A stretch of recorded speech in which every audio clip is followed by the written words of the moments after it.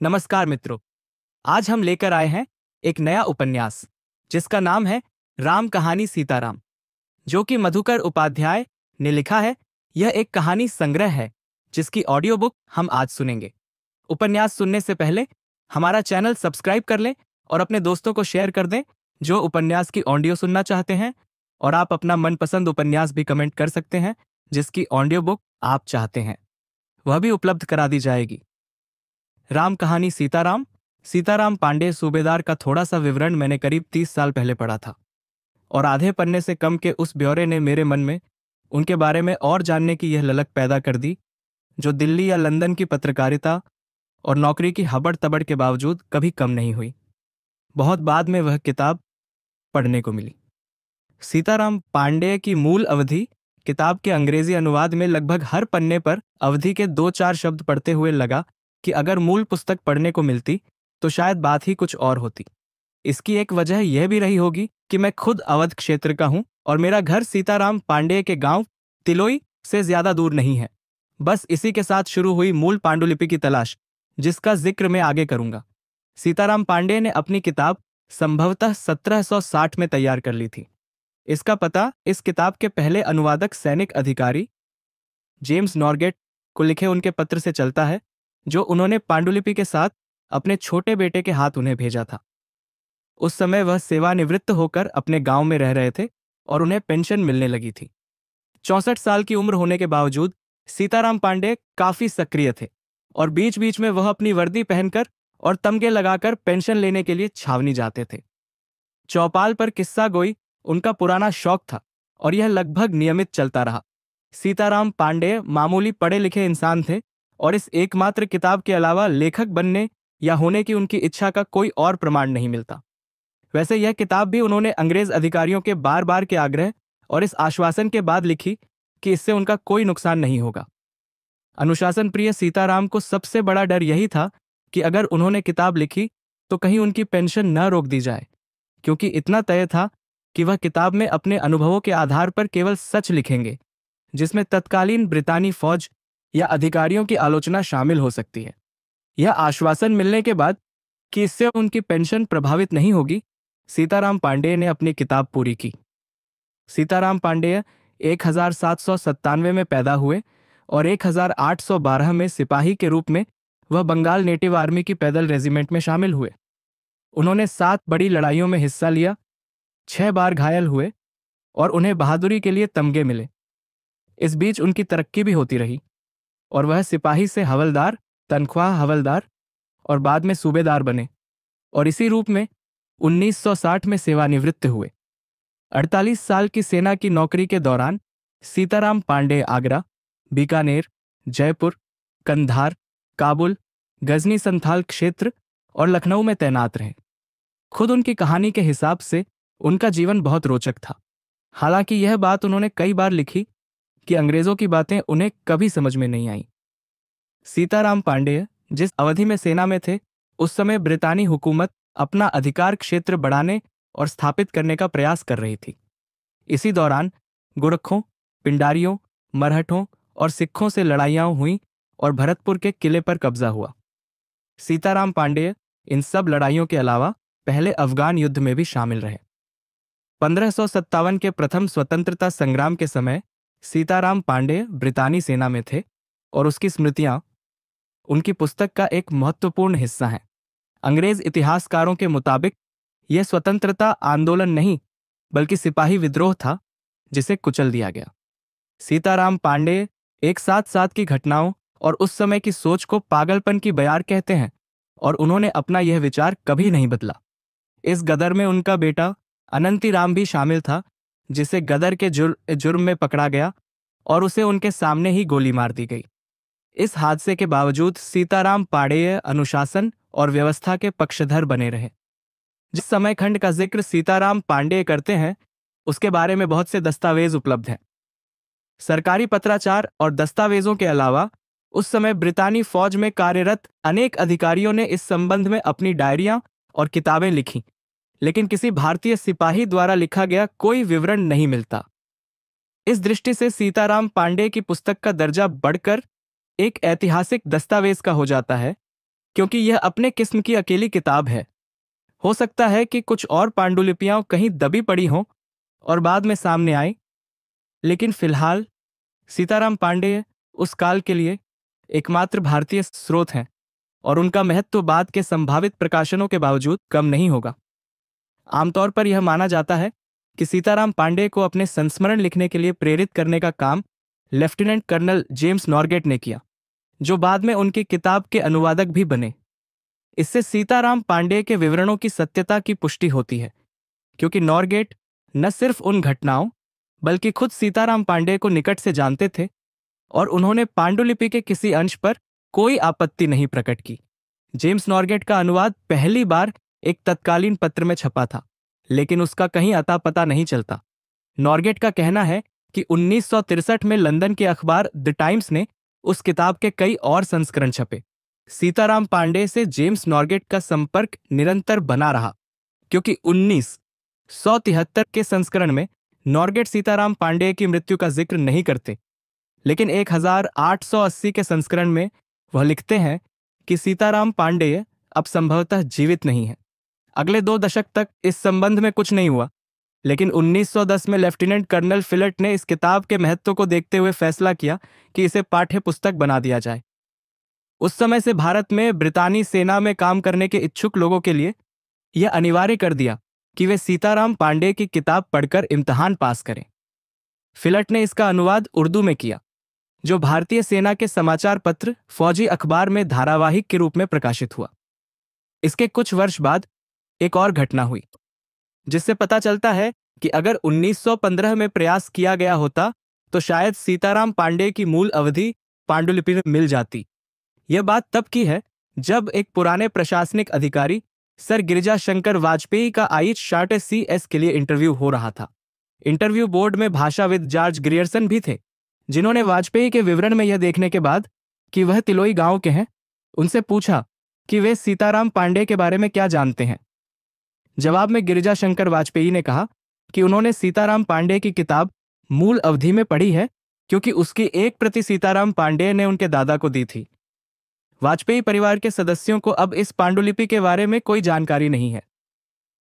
सीताराम पांडेय की मूल अवधि पांडुलिपि की तलाश में मैं उनके गांव गया, लेकिन वहां कोई कामयाबी नहीं मिली।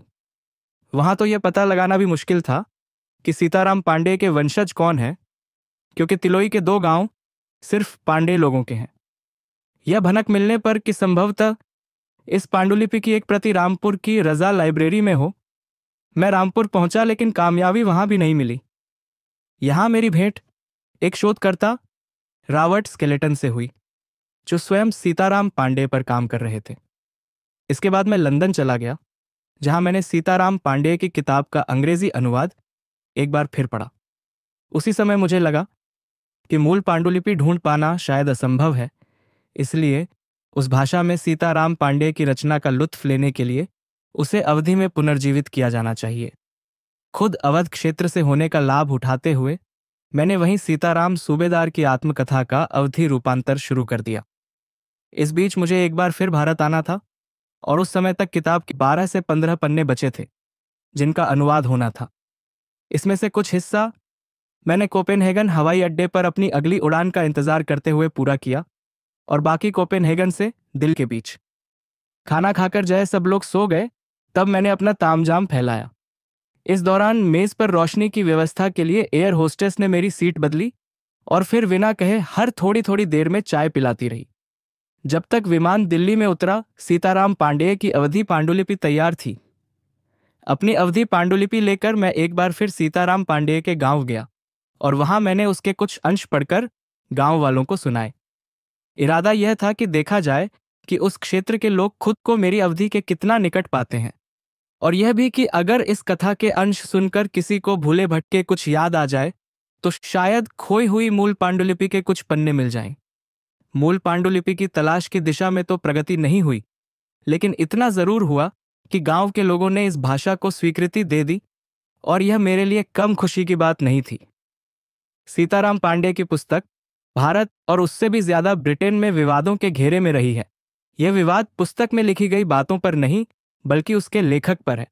कई ब्रितानी इतिहासकारों जैसे J.A.B.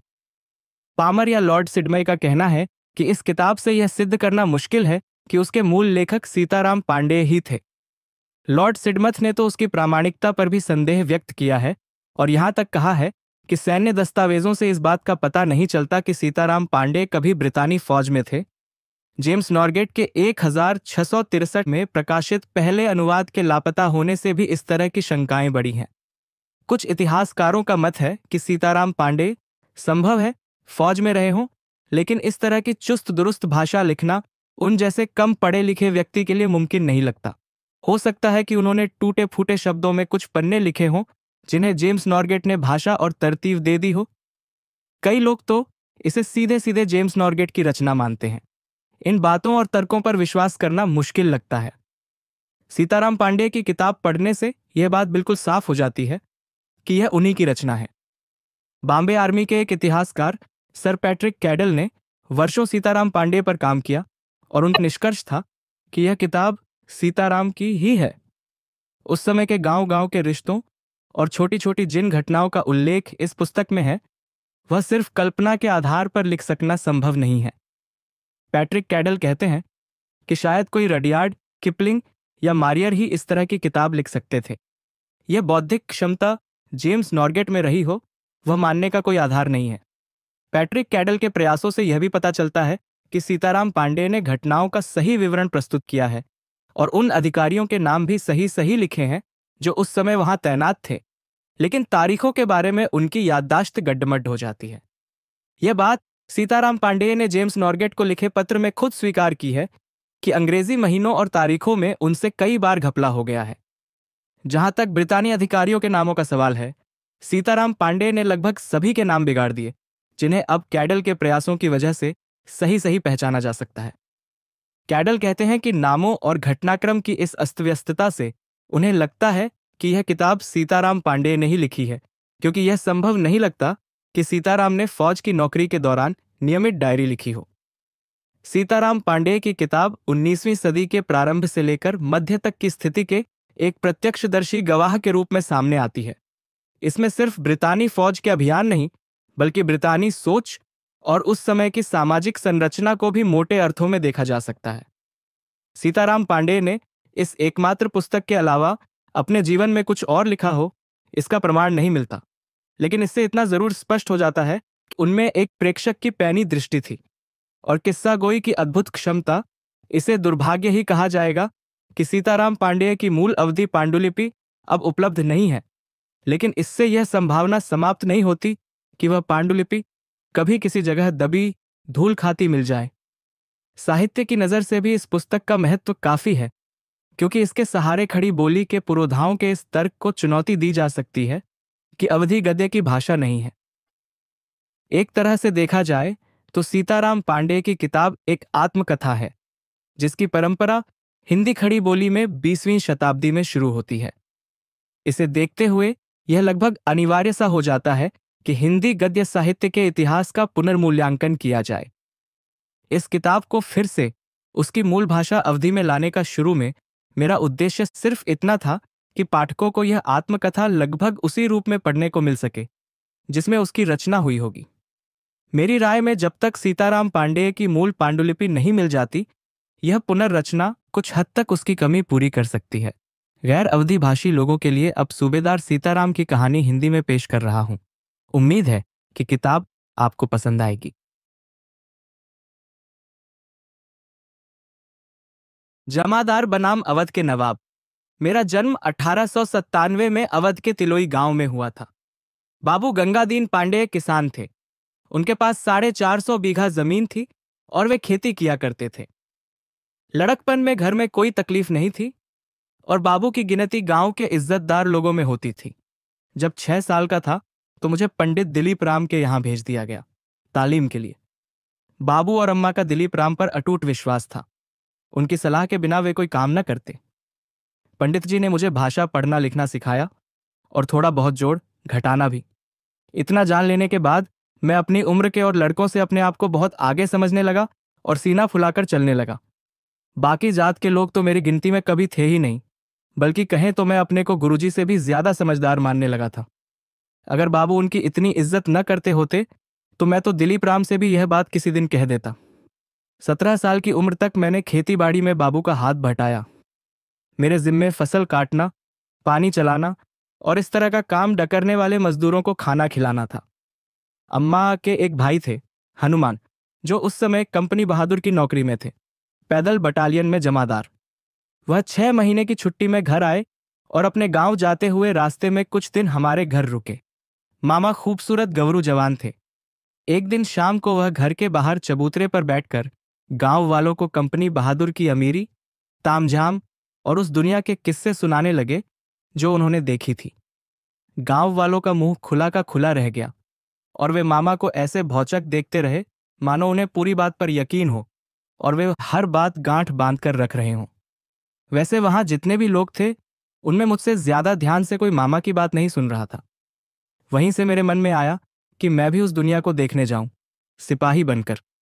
उस दिन से मन में रात दिन यही बात घूमती रही। लगता रहा कि जमादार की पदवी अवध के नवाब गाजीदीन हैदर के बराबर ही होती होगी। नवाब को तो मैंने कभी देखा नहीं था, इसलिए मान लिया कि मामा उनसे बड़े ओहदेदार हैं। मामा के पास सोने की खूब मोटी सी जंजीर थी और लाल रंग का एक चमकदार कोट जिस पर सोने के बटन लगे थे। उनके पास सोने की इतनी मोहरें थीं मानो कभी खत्म नहीं होंगी। मैं सोचने लगा कि एक दिन मेरे पास भी यह सब होगा।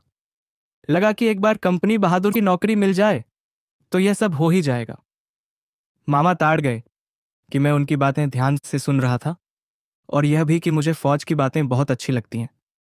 उन्होंने मुझे उस तरफ खींचने की पूरी कोशिश की। अम्मा, बाबू और पंडित जी के सामने तो उन्होंने कोई बात नहीं की, लेकिन अलग से मुझसे कई बार कहा कि अगर मैं सिपाही बनना चाहूं तो वह वापसी में मुझे साथ ले जाने को तैयार हैं। मैं यह बात अम्मा से कहना चाहता था, लेकिन कभी हिम्मत नहीं जुटा पाया क्योंकि वह चाहती थी मैं पुजारी बन जाऊं। एक दिन पंडित जी मुझे देवासुर युद्ध के बारे में पढ़ा रहे थे कि मेरे मुंह से बात निकल गई कि मैं भी युद्ध के मैदान में जाना चाहता हूं, सिपाही बनना चाहता हूं। उनका मुंह देखने लायक था। पंडित जी ने बहुत डांटा और कहा कि जितना पढ़ाया लिखाया वह सब बेकार चला गया। उन्होंने कहा कि मामा ने जो किस्से सुनाए हैं उनमें से आधे झूठे हैं और फौज में कोड़ों की मार सहनी पड़ती है। कंपनी की नौकरी में धर्म अलग से भ्रष्ट होगा। उन्होंने सैकड़ों और बातें जोड़कर मुझे डराने की कोशिश की, लेकिन मुझ पर कोई असर नहीं हुआ। पंडित जी तुरंत अम्मा बाबू के पास गए और वह सब बात बता दी जो मैं उनसे कहने की हिम्मत नहीं कर पा रहा था। मुझे हैरानी हुई कि बाबू ने कुछ नहीं कहा, लेकिन अम्मा बिगड़ गईं। वह रोई, चिल्लाई, मुझे डॉट लगाई, धमकाया और समझाया कि मुझे फौज में जाने की बात भूल जानी चाहिए। उन्होंने बाबू को भी खूब उल्टा सीधा कहा कि वह सत्यानाश रोकने के लिए कुछ नहीं कर रहे। जिस समय की बात मैं लिख रहा हूं उस समय बाबू के खिलाफ 400 पेड़ों के आम के एक बाग के बारे में मुकदमा चल रहा था। वह सोच रहे थे कि अगर एक लड़का कंपनी बहादुर की नौकरी में रहेगा तो लखनऊ की अदालत में मामले की सुनवाई हो जाएगी। यह बात सबको पता थी कि किसी सिपाही की अर्जी अगर उसका अफसर दस्तखत करके लखनऊ में रेजिडेंट साहब को भेज दे तो मामले की सुनवाई जल्दी हो जाती थी। उसका वजन घूस या रियासत के किसी आदमी की बात से ज्यादा हुआ करता था। कंपनी बहादुर की नौकरी में जाने की मेरी इच्छा का पता चलने के बाद मामा अपने घर के लिए रवाना हो गए। उनका घर वहां से 50 मील दूर था। हालांकि अम्मा ने मामा से नहीं कहा कि छुट्टी के बाद रेजिमेंट लौटते समय वह फिर आएं, लेकिन मामा ने अपनी ओर से कहा कि वह वापसी में फिर आएंगे और अगर मेरा मन उस समय भी फौज में जाने का रहा तो मुझे साथ ले जाएंगे। मैं मामा के साथ कई मील तक गया और उनसे उस फौज के बारे में खोद खोद कर पूछता रहा जिसमें मैं भर्ती होना चाहता था। घर लौटा तो मुझे अम्मा और पंडित जी का दोहरा हमला झेलना पड़ा। उन्होंने हरचंद कोशिश की कि फौज की बात मेरे मन से निकल जाए। अम्मा तो उस दिन को कोसती रहीं जिस दिन मामा घर आए थे। उनकी बात के जवाब में मैंने इससे ज्यादा कुछ नहीं कहा कि मैं इसके बारे में सोचूंगा। मैं सोचता जरूर रहा, लेकिन जितना मैं सोचता उतना ही मन पक्का होता जाता कि मैं मामा के साथ जाऊं। अब मैं दिन भर इधर उधर भटकने लगा। कभी थोड़ी पहलवानी करता और कभी लकड़ी की तलवार भांजता। इसके चक्कर में खेती बाड़ी से ध्यान हट गया और बाबू गुस्सा हो गए। एक दिन बाबू ने कहा कि मुझे मामा से कभी नहीं मिलने दिया जाएगा। इस धमकी के बाद मेरे होश ठिकाने आ गए और फिर मैंने बाबू को शिकायत का कभी कोई मौका नहीं दिया। कई महीने बीत गए और बरसात का मौसम खत्म हो गया। एक दिन मैं खेत में गन्ने की कटाई कर रहा था। मेरी पीठ सड़क की ओर थी। किसी ने मेरा नाम लेकर पुकारा। एक आदमी घोड़े पर बैठा था। मैंने पहचान लिया और दौड़कर मामा से गले मिला। अम्मा बाबू का हालचाल जानने के बाद मामा ने पूछा कि मैं अभी भी सिपाही बनना चाहता हूं या नहीं। मैंने बहुत जोर से हाँ कहा तो मामा खुश हो गए। उन्होंने कहा कि वह मुझे साथ ले जाएंगे। मामा कुछ दिन घर में रहे। बाबू ने उनका साथ दिया और कुछ दिनों में मामा ने अम्मा को काफी हद तक समझा लिया कि मेरी किस्मत में सिपाही होना लिखा है और अम्मा की किस्मत में बेटे से अलग होना। पंडित जी से कहा गया कि वह मेरी कुंडली और जन्मपत्री देखकर रवानगी का मुहूर्त बता दें। पंडित जी ने उसी शाम बता दिया कि मुहूर्त 4 दिन बाद 6 बजे सवेरे है, लेकिन इन 4 दिनों में बिजली नहीं कड़कनी चाहिए। 4 दिन तक मैं आसमान देखता रहा और इंद्र भगवान और बादलों से कितनी चिरौरी विनती की, इसे मैं ही जानता हूं। 2 दिन तो बीत गए, लेकिन तीसरे दिन शाम को आसमान में बादल देखकर मैं घबरा गया कि कहीं पानी न बरस जाए कि मेरी किस्मत पर पानी पड़ जाए। पुजारी दिलीप पंडित जी वाकई मुझे बहुत मानते थे। उन्होंने कई सलाह दी और कसम दिलवाई कि मैं जनेऊ का निरादर कभी नहीं करूंगा। उन्होंने मुझे एक जंतरी भी दी जिसमें इलाहाबाद के 1000 ब्राह्मणों की एक साथ की गई पूजा की भस्म थी। कहा कि इस जंतरी में बहुत ताकत है और जब तक यह शरीर पर रहेगी कोई नुकसान नहीं होगा। उन्होंने भजन कीर्तन की एक किताब भी दी। बाबू ने मेरे लिए एक घोड़ी खरीदी, लेकिन पैसा एक भी नहीं दिया। उन्हें लगा कि मामा साथ हैं तो देखेंगे ही, यह उनकी जिम्मेदारी है। सवेरे आसमान बिल्कुल साफ था। दूर दूर तक बादल दिखाई नहीं दे रहे थे। मुझे याद है वह 10 अक्टूबर 1912 का दिन था। सवेरे 6 बजे मैं मामा के साथ निकला, एक ऐसी दुनिया में जाने के लिए जो मेरे लिए बिल्कुल अनजान थी। हम निकलने वाले थे तो अम्मा ने मुझे लिपटा लिया, चूमा और कपड़े के थैले में रखकर सोने की 6 मोहरें पकड़ा दी। अम्मा ने मान लिया था कि मुझसे अलग होना उनकी किस्मत में लिखा है और वह बिना कुछ बोले चुपचाप खड़ी रहीं, सिसक सिसक कर रोती रहीं। घर से चला तो मेरे पास सामान के नाम पर घोड़ी, मोहरों वाली थैली, कांसे का एक गहरा बर्तन, रस्सी बाल्टी, 3 कटोरियां, लोहे का एक बर्तन और एक चम्मच, 2 जोड़ी कपड़े, नई पगड़ी, छोटा गेंद डासा और एक जोड़ी जूते थे। मामा का सामान मेरी तुलना में बहुत ज्यादा था। सब एक बंडल में बंधा हुआ जिसे एक आदमी सिर पर लाद कर चल रहा था। उस आदमी को हम बचा खुचा खाना दे देते थे। यही उसको दिन भर की मेहनत के बदले मिलता और वह इतने से ही खुश हो जाता।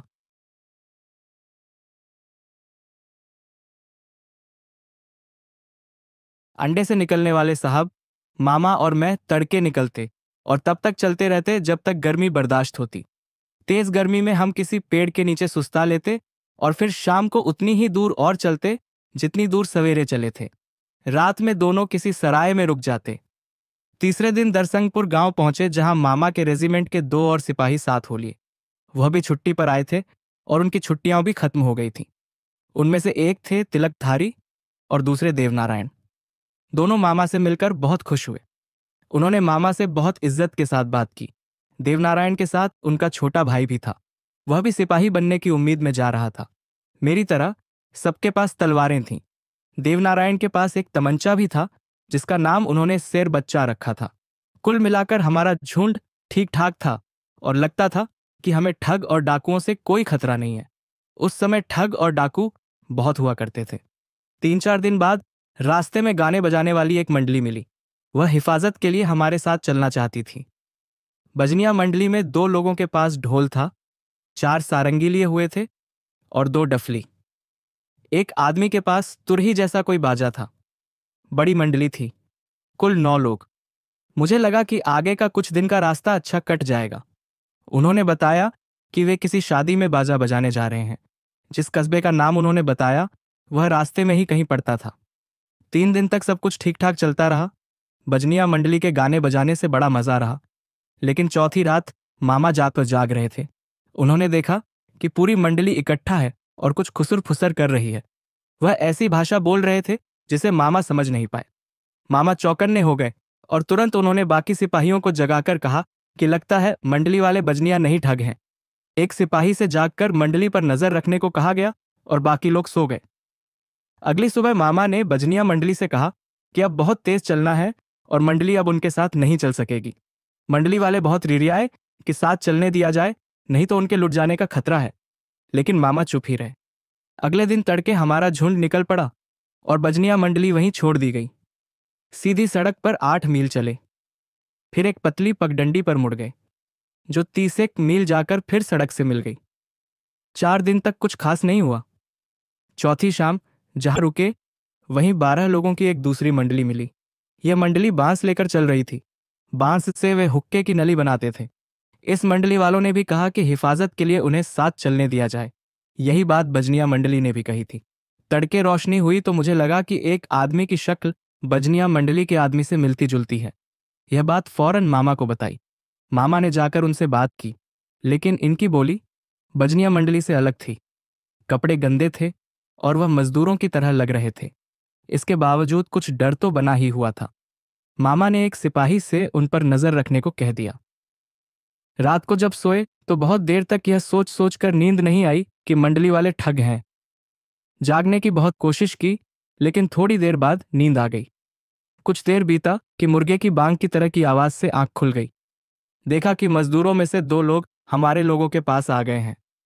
सब सो रहे थे। मैं जोर से चीखा, मामा तलवार लेकर लपके। यह सब पलक झपकते हुआ, लेकिन तब तक ठग रस्सी से देवनारायण के भाई का गला घोंट चुके थे और तिलकधारी को बेहोश कर दिया था। मामा ने तिलकधारी के ऊपर खड़े ठग को काट डाला, जिससे तिलकधारी की जान बच गई। इतनी देर में ठगों ने मामा की सोने की जंजीर चोरी कर ली, जो 250 रुपए की थी, और तिलकधारी का तमंचा ले उड़े। उस समय पहरा देने की जिम्मेदारी तिलकधारी की थी, लेकिन वह सो गए थे। इतनी मारकाट के बाद हम पास के गांव में गए और लोगों को जगाया, लेकिन ठगों का पीछा करने को कोई तैयार नहीं हुआ। हम लोग देवनारायण के भाई की लाश उठाकर लाए और गांव के बाहर ही बाकी की रात काटी। सवेरे ठगों का बांस वहीं पड़ा मिला, जिसे माना ने तंबाकू बेचने वाले एक बनिए को 46 रुपए में बेच दिया। इस पर गांव के मुखिया से बहुत विवाद हुआ, जो कह रहा था कि बांस उसका है क्योंकि वह उसके खेत में पड़ा था। हमने देवनारायण के भाई का क्रियाकर्म किया और पूरे दिन उसी गांव में रहे। देवनारायण को इस बात का संतोष था कि गंगा मैया वहां से कुछ ही दूर थीं। उसने चिता की राख गंगा में बहा दी ताकि भाई को स्वर्ग में जगह मिले। तिलकधारी हालांकि ठीक थे, लेकिन बहुत कमजोर हो गए थे। उन्हें आगे की यात्रा के लिए खच्चर गाड़ी लेनी पड़ी। दुखी मन से हम लोग आगे रवाना हुए। इसके बाद मामा ने किसी और मंडली को साथ नहीं आने दिया। वैसे हथियार देखकर बहुत से लोगों ने साथ आने के लिए चिरौरी की। जहां तक याद पड़ता है, इसके बाद कुछ खास बात नहीं हुई और हम आगरा पहुंच गए। वहां मामा की रेजिमेंट तैनात थी। हम 14 नवंबर को वहां पहुंचे थे। 1 महीना से ज्यादा चलने के बाद जब लाइन के करीब पहुंचे तो देखा कि रेजिमेंट के कई सिपाही जमुना जी में नहाने जा रहे थे। सब मामा से गले मिले। लाइन पहुंचे तो उनकी कंपनी के कोई 30 आदमी दौड़कर मिले और 1000 सवाल पूछने लगे। बाद में मामा के घर गए। मामा जब छुट्टी पर गए थे तो उनके घर में एक हवलदार रह रहा था। उसने घर को बहुत साफ सुथरा रखा था। नहा धोकर नाश्ता करने के बाद मामा ने पूरी वर्दी डांटी और अजूटन साहब और कमान अफसर को सलाम करने के लिए गए। मुझे भी अपने साथ ले गए। मुझे बहुत डर लग रहा था क्योंकि इससे पहले मैंने कोई गोरा साहब नहीं देखा था। मन में था कि साहब बड़े लंबे चौड़े होते होंगे, कम से कम 7-7 फुट के। उस जमाने में अवध में कुछ एक साहब ही होते थे। 1-2 साहब लखनऊ रेजिडेंट में रहते थे, लेकिन मैं कभी लखनऊ गया नहीं था। साहब लोगों के बारे में गांव वाले क्या क्या नहीं कहते थे। जो एक बार किसी साहब को देख लेता, अजीब सा किस्सा सुनाता। हालत यह थी कि ऐसी कोई बात थी ही नहीं जिस पर लोग भरोसा न कर लें। कहा जाता था कि साहब लोग अंडे से निकलते हैं और अंडा पेड़ पर लगता है। यह बात तो अब भी कई गांवों में सही मानी जाती है। कोई मेमसाहब गांव में आ जाए तो फिर देख लो, अगर वह जवान और सुंदर हुई तो परी मान लिया जाएगा, शायद पूजा ही करने लगे। अगर वह बूढ़ी या बदसूरत हुई तो पूरा गांव भागकर जंगल में छिप जाएगा, उसे डायन मान लिया जाएगा। अगर मैं जिंदगी में पहली बार किसी साहब को देखने के नाम पर डर रहा था तो इसमें आश्चर्य की कोई बात नहीं थी। याद पड़ता है कि एक बार ताजमहल के पास मेला देखने गया। यहां एक बुढ़िया मिली। वह भी मानती थी कि साहब लोग अंडे से निकलते हैं। एक दिन उसने एक साहब को देखा जिसके साथ एक परी भी थी। परी के रंग बिरंगे पंख थे और मुंह दूध की तरह सफेद था। बुढ़िया ने बताया कि साहब ने अपना हाथ परी के कंधे पर रखा हुआ था, जिससे कि वह पंख फड़फड़ाकर कहीं उड़ न जाए।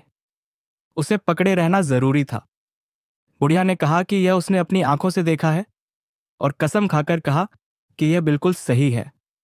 मैं अब इतना बेवकूफ नहीं। मैंने उसकी बात सुन ली, पर मानी नहीं। लेकिन सच बता रहा हूं कि जब पहली पहली बार आगरा आया था, तब शायद इस पर विश्वास भी कर लेता। बाद में उसी साहब को मेम साहब के साथ कई बार आते जाते देखा। वह मोरपंख से बना लंबा मफलर पहनती थी। उसी को बुढ़िया ने पंख समझ लिया था।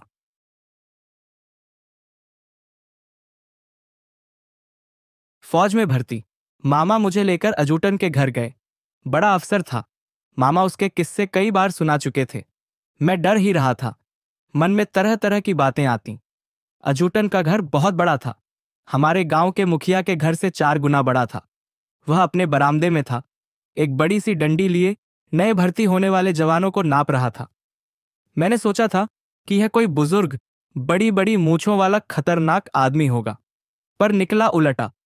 अजूटन बहुत कम उम्र का था, मेरे जितना लंबा नहीं था और उसकी मूंछ दाढ़ी नहीं थी। उसका चेहरा बहुत चिकना था और यह मर्द की जगह औरत की तरह ज्यादा लगता था।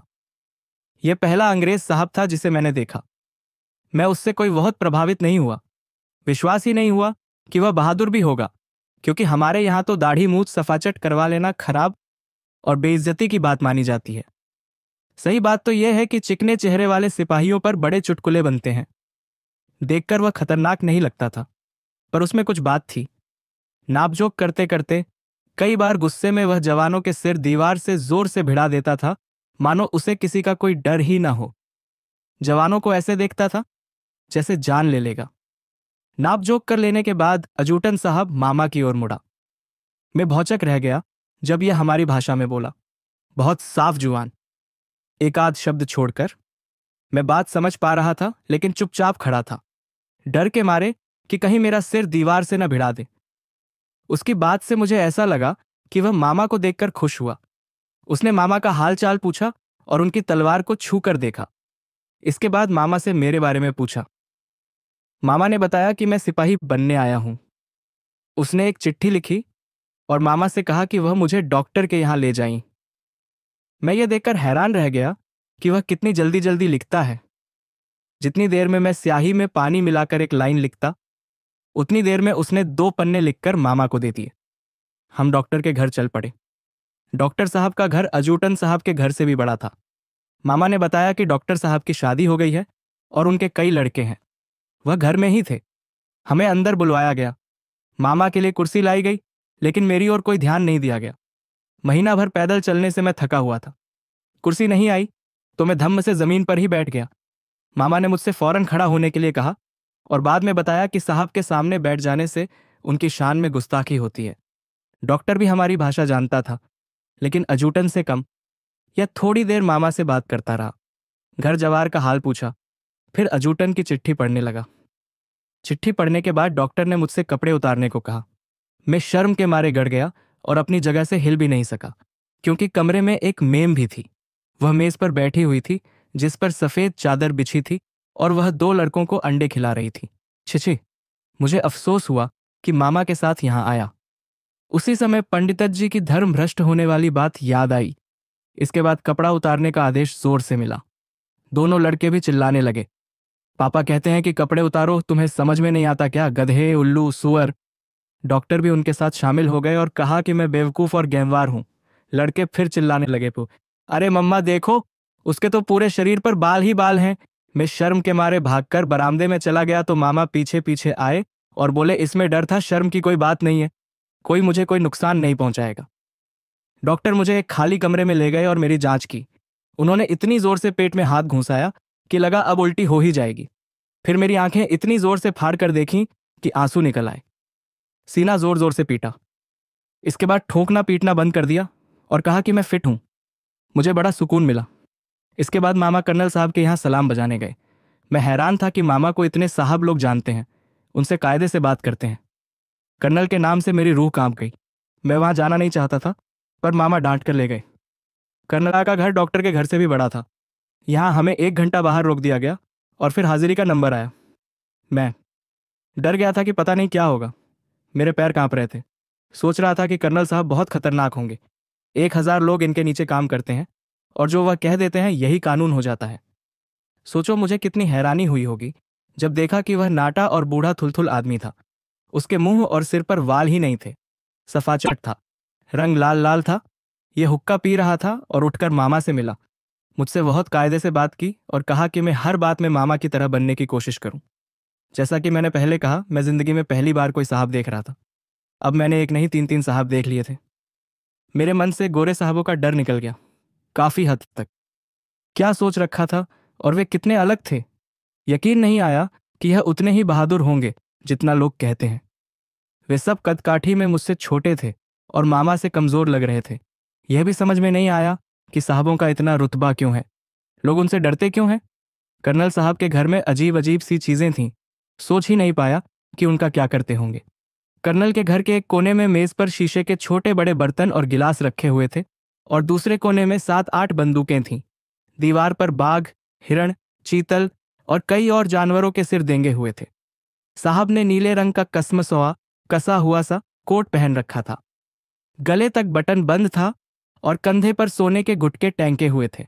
उन्होंने सफेद पतलून और लंबे काले जूते पहन रखे थे जिसके दोनों ओर सोने के फुंदरे लटक रहे थे। हालांकि मैं उनकी कद काठी से प्रभावित नहीं हुआ, लेकिन आंखों में ऐसी चमक थी जिसे कभी नहीं भुला सकता। आंखें एकदम चील की तरह थीं, जो भीतर तक चीर कर देख लेती थीं। वहां से निकले तो मामा ने बताया कि कर्नल बहुत मशहूर शिकारी है और 9 शेर मार चुका है। कुछ देर बाद मुझे कवायद के लिए भेज दिया गया। यह दिन हमेशा याद रहेगा, क्योंकि उसका दिमाग पर बहुत असर हुआ। पूरे मैदान में 6-6, 8-8 आदमियों के कई झुंड थे। यह ऐसे हिलते डुलते थे जैसा मैंने पहले कभी नहीं देखा था। उस पर तर्रा यह कि उन्हें ऐसी भाषा में आदेश दिए जा रहे थे जिसका एक भी अक्षर समझ नहीं आ रहा था। अजीब चीख पुकार मची हुई थी। मुझे हंसी आ गई, लेकिन चुपचाप खड़ा तब तक खेल देखता रहा जब तक कि ड्रिल हवलदार ने आकर मेरे कान नहीं उमेट दिए। एक ही झटके में मैं पर आ गया।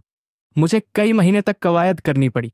एक दिन ड्रिल का एक हिस्सा भूल गया तो ड्रिल हवलदार ने सिर पर इतनी जोर से मारा कि मैं बेहोश होकर गिर पड़ा। मैंने मामा से शिकायत की। वह हवलदार पर बहुत नाराज हुए। हवलदार ने उस दिन के बाद से कभी मारा तो नहीं, लेकिन दूसरे तरीके से मुझे बहुत तंग किया और मौका निकाल निकाल कर मुझे गाली देने लगा। मैं पूरी मेहनत और लगन से सीख रहा था, इसीलिए यह बड़ा खराब लगता था। मामा से भी वार बार नहीं कह सकता था, वह क्या सोचेंगे। एक बार तो तय ही कर लिया था कि यहां से भाग जाऊंगा।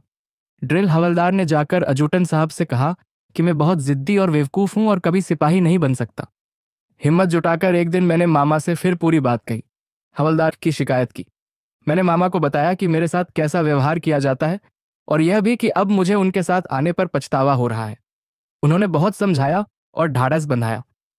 एक दिन कर्नल साहब नई भर्ती वालों को देखने आए। मैं अपनी पूरी कवायद ठीक से कर गया। कर्नल ने अजूटन से कहा कि पूरी ड्रिल फिर से कराई जाए और फिर से इम्तिहान लिया जाए। उसके बाद अजूटन ने कर्नल को बताया कि मुझे भर्ती किया जा सकता है। कितनी इच्छा थी कि मेरे पास भी लाल कोट हो और मेरी अपनी बंदूक हो। मैं ड्रिल में 8 महीने रहा और मुझे फौज में भर्ती होने के सायक भा गया।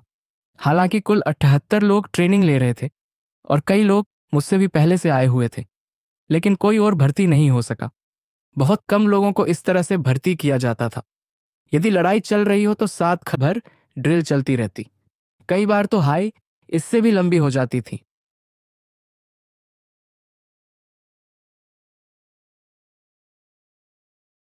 घूसखोर अफसर नौकरी में आने के ठीक 8 महीने बाद में मामा की दूसरे 9 नंबर की कंपनी में सिपाही की तरह शामिल हो गया।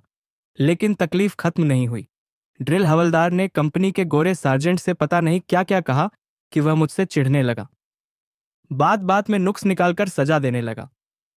बाद में पता चला कि ड्रिल में पास होने के बाद मैंने हवलदार को बख्शीश नहीं दी। उसके व्यवहार से तंग आकर तय कर लिया था कि मैं कुछ नहीं दूंगा। ड्रिल हवलदार की 16 रुपया दिया जाता था, जिसमें से 5 या 6 रुपया उस कंपनी के सार्जेंट की जाता था जिसमें सिपाही भर्ती होता। उस समय सिपाहियों की हर कंपनी में एक गोरा सार्जेंट होता था। उनमें से कुछ तो हमारी भाषा जानते थे और ठीक बर्ताव करते थे, लेकिन कुछ ऐसे थे जो न हमारी भाषा जानते थे और न अपनी बात समझा पाते थे। बात बात में गाली देने लगते थे। अजूटन से कई लोगों ने शिकायतें की, लेकिन उसने हमेशा गोरे सार्जेंट का पक्ष लिया। हमारी सुनवाई बहुत कम या कहें कि नहीं के बराबर हुई। शुरू शुरू में लाल कोट पहनने में बहुत तकलीफ होती थी। कोट आगे से तो खुला था, लेकिन कांख के पास बहुत तंग था। इसी तरह पगड़ी थी तो बहुत सुंदर, लेकिन बहुत भारी थी और सिर में दर्द होने लगता था। कुछ दिनों में आदत पड़ गई, लेकिन आराम तभी मिलता था जब ढीले ढाले कपड़े पहनता था। ब्रितानी वर्दी हमेशा बहुत तंग होती थी और उसमें आदमी अकड़ जाता था। हाथ पैर भी ठीक से नहीं हिला पाता था। मुझे जो बंदूक मिली थी वह भारी थी। उसे लाद कर चलते हुए कंधे दुखने लगते थे। कमर में सामान वाली बेल्ट और पीठ पर लादने वाला थैला इतना भारी था कि उसे कोई मजदूर ही उठा सकता था। हमारी रेजिमेंट में 8 अंग्रेज अफसर थे। कंपनी का कप्तान असली साहब था। देखकर तबीयत खुश हो जाती थी। जैसा साहब मैं सोचा करता था, ठीक वैसा। उसका नाम वर्रम पील था। वह 6 फुट 3 इंच लंबा था, बहुत ताकतवर था और उसका सीना हनुमान जी की तरह चौड़ा था। वह अक्सर सिपाहियों के साथ कुश्ती लड़ता और अखाड़े में सब उसकी तारीफ करते। उसे सब दांव आते थे और कोई सिपाही हरा नहीं पाता था। उस अफसर को हम लोग आपस में पहलवान के नाम से बुलाते थे। लोगों ने अफसरों के नए नए नाम घर रखे थे। एक तो राजा साहब थे और एक, जिनकी गर्दन लंबी थी, ऊंट साहब थे। एक और अफसर का नाम डैम साहब रख दिया था, क्योंकि वह हर बार ऑनर्डर देते समय डैम बोला करते। कुछ अफसर बहुत कम उम्र के थे, लड़कों की तरह। जब वे ड्यूटी पर न हो तो शिकार के लिए निकल जाते, मौज मस्ती करते। कर्नल साहब के पास 4 हाथी थे। वे अक्सर शिकार पर जाते। जिस समय की बात मैं लिख रहा हूं, उस समय आगरा के आसपास के जंगल में, भरतपुर की ओर और मथुरा जाने वाली सड़क पर थोक में बाघ रहते थे। अब सब जंगल कट गए और एक भी शेर बाघ दिखाई नहीं पड़ते। कर्नल एस्टुअर्ट साहब जब भी जंगल जाते 2 शेर से कम मारे बिना नहीं लौटते थे। इलाके में सभी लोग उन्हें जानते थे। गांव वाले 30-30 मील दूर से उन्हें बताने आते कि शेर कहां दिखाई पड़ा। बदले में उन्हें अच्छे इनाम की उम्मीद होती। आजकल के साहब गर्मियों में कहीं नहीं जाते, लेकिन पहले वाले गर्मी सह लेते थे, हम सबसे ज्यादा अच्छी तरह। ज्यादातर अफसर हिंदुस्तानी औरतें रखते थे और इसका रेजिमेंट में बड़ा असर होता था। वे हमेशा यह दिखाने की कोशिश करती कि उनका बड़ा रोब और दबदबा है, ताकि साहब से काम करवाने के लिए हम सब उन्हें घूंस दें। कई दफा तो सिपाही खुद अफसरों से कहते कि उनकी नाते रिश्तेदारियों को नौकरी पर रख लें, लेकिन ऐसा कहने वाले अक्सर नीच जाति के या मुसलमान होते थे। उस जमाने में अफसर लोग हमारी भाषा आज के मुकाबले अच्छी बोलते थे और हमसे घुल मिल कर रहते थे। आजकल अफसरों को भाषा का इम्तिहान पास करना होता है, किताबें पढ़नी होती हैं, तो भी वह हमारी भाषा नहीं समझते। अब ऐसे साहब कम मिलते हैं जो वाकई किताब या चिट्ठी पढ़ लें। उन्हें वही भाषा आती है जो वह अपने यहाँ काम करने वाले नीच जाति के लोगों से सीख लेते हैं। वह भाषा सबके सामने बोलने लायक नहीं होती। गाली गलौज दोहराकर कौन अपनी जुबान खराब करे। साहब लोग अक्सर रेजिमेंट में नाच करवाते और आदमी वाले खेल में शामिल होते। अगर हम में से कोई शिकार पर जाना चाहे तो वह ले जाते।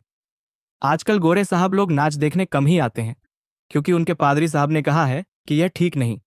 यह साहब लोग ब्रितानी अफसरों को सिपाहियों से अलग करने के लिए कई काम करते रहे और आज भी करते हैं। जब मैं सिपाही था तो हमारी कंपनी के कप्तान कुछ सिपाहियों को घर बुलाकर दिन भर बतियाते रहते। कुछ सिपाही तो यही सोचकर वहां जाते रहे कि इससे उन्हें फायदा होगा, रेजिमेंट में कोई ओहदा मिल जाएगा या कि वह कर्नल साहब से तरक्की की सिफारिश कर देंगे। लेकिन ज्यादातर सिपाहियों के बारे में माना जाता था कि वह साहब को पसंद करते हैं। साहब भी उन्हें अपने बच्चों जैसा मानते थे। अब मैं बहुत बूढ़ा हो गया, लेकिन बात बिल्कुल सही है। देखते ही देखते साहब लोगों का बर्ताव बहुत बदल गया। आजकल अफसर अपने मातहत से तभी बात करते हैं जब जरूरी होता है। वह दिखाते हैं कि काम बहुत है और कोशिश करते हैं कि सिपाहियों को जितनी जल्दी रफा दफा किया जा सके कर दिया जाए। एक साहब ने तो कहा कि उन्हें समझ में नहीं आता कि हम सबसे क्या कहना चाहिए। जब मैं सिपाही बना तब अफसरों को पता होता या कि हमसे क्या कहना है और कैसे कहना है। उनकी बात का असर होता था। अगर अफसरों के बारे में कुछ ज्यादा कह गया हूं तो माफी चाहता हूं। बगावत के बाद से शाही फौज के अफसर अलग तरह से व्यवहार करने लगे। मैं जानता हूं कि बगावत के समय हमारे कुछ साथियों के व्यवहार के लिए किस तरह का बर्ताव होना चाहिए, लेकिन उनकी लानत मलामत उनके अफसरों की ओर से ही होनी चाहिए, शाही फौज के अफसरों की ओर से नहीं। जैसे यह सबको पता था कि मैं लखनऊ पर कब्जा करने वाली फौज में शामिल था, लेकिन फिर भी शाही फौज के अफसर मुझे डैम ब्लैक पिग कहते रहे। और मुझे यह भी याद है कि जब मैं 13 और 41 फुट पैदल सेना के अफसरों के लिए काबुल में रोटी बनाता था तो ये मुझे डैम गुड फेलो कहते थे। मैंने अंग्रेज अफसरों के साथ 48 साल काम किया और इसका मतलब नहीं समझेंगे ऐसा भी नहीं है। हो सकता है कि वह गुस्से में यह सब कहते हों, लेकिन यह बात भी सही है कि किस्मत से कौन लड़ सकता है। मेरी अंग्रेज सिपाहियों से हमेशा दोस्ती रही। ये हमेशा कायदे से बर्ताव करते रहे, और करते क्यों नहीं, आखिर उनका सारा काम हम लोग ही तो कर रहे थे। गर्मी में भारत की उनकी ड्यूटी हम लोग ही करते, अपना खाना उन्हें दे देते, शराब के डिवियों की रखवाली के लिए संतरी बनते। लेकिन आजकल के अंग्रेज सिपाही दूसरे किस्म के होते हैं। अब न तो वे उतने अच्छे होते हैं और न उतने लय। गोरी देह के अलावा हमसे एक अक्षर भी अच्छे नहीं है। वे जितनी जल्दी गाली देना सीख लेते हैं, अगर उतनी ही जल्दी ठीक से बात करना भी सीख लेते तो बड़े विद्वान हो जाते। मैंने देखा कि हिंदुस्तान की नई रेजिमेंट के अफसर और सिपाही पुरानी रेजिमेंट के मुकाबले हिंदुस्तानियों को ज्यादा गरिवाते हैं। 17 फुट वालों ने हमें हमेशा भाई कहा, और 16 लांसर वाले हमारी रसोई की तरफ कभी नहीं आए और न उसका अपमान किया, हालांकि हम कई साल साथ काम करते रहे।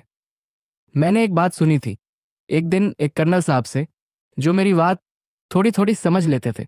पूछा कि क्या यह सही है कि सरकार के सब अच्छे सिपाही रूसी गोलों से मारे गए? तो उन्होंने मुझे बताया कि गोले से तो कम लोग मारे गए, हजारों लोग ठंड और बीमारी से मर गए, जैसे काबुल में मारे गए थे।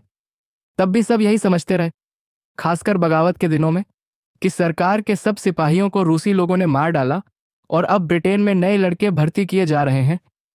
इसमें कुछ बात तो सही भी होगी, क्योंकि मैंने लाल कोट रेजिमेंट में केवल लड़के ही देखे। सिपाही बनने के कुछ दिन बाद यह अफवाह शुरू हो गई कि कंपनी अमर सिंह थापा को हराकर नेपाल पर कब्जा करने वाली है। फौज मथुरा में इकट्ठा हो रही थी और अफसर फौज के साथ जाने की उम्मीद कर रहे थे। ऑर्डर आया और हम सब 2 दिन में आगरा से मथुरा पहुंच गए। वहां मुझे जनरल जिलेस्पी की फौज के साथ लगा दिया गया। जनरल लोनी अकती की फौज वहीं थी। हमने मार्च किया और पहाड़ के इलाके में देहरादून पहुंच गए। रास्ते में दुश्मन कहीं नहीं मिला। सुना कि दुश्मन नाला पानी के किले में है, जो एक पहाड़ी पर था। गुरखा लोगों को हमेशा से बहादुर सिपाही माना जाता था। उनकी खुखरी से सभी डरते थे। कहा जाता था कि खुखरी छू जाए तो आदमी मर जाता है। फौज को किले पर हमले के आदेश दिए गए। किले के रास्ते में जंगल था और कई साथी तीर से घायल हो गए। दिखता भी नहीं था और जंगल में तीर आकर सनने लग जाता था। कई सिपाहियों ने कहा कि यह जादूगरों और राक्षसों का इलाका है और वही तीर चला रहे हैं। जब तीर ज्यादा चलने लगे तो हमने गोली चलानी शुरू की, लेकिन वहां जंगल में कभी पता नहीं चला कि हम लोग एक भी आदमी मार पाए या नहीं।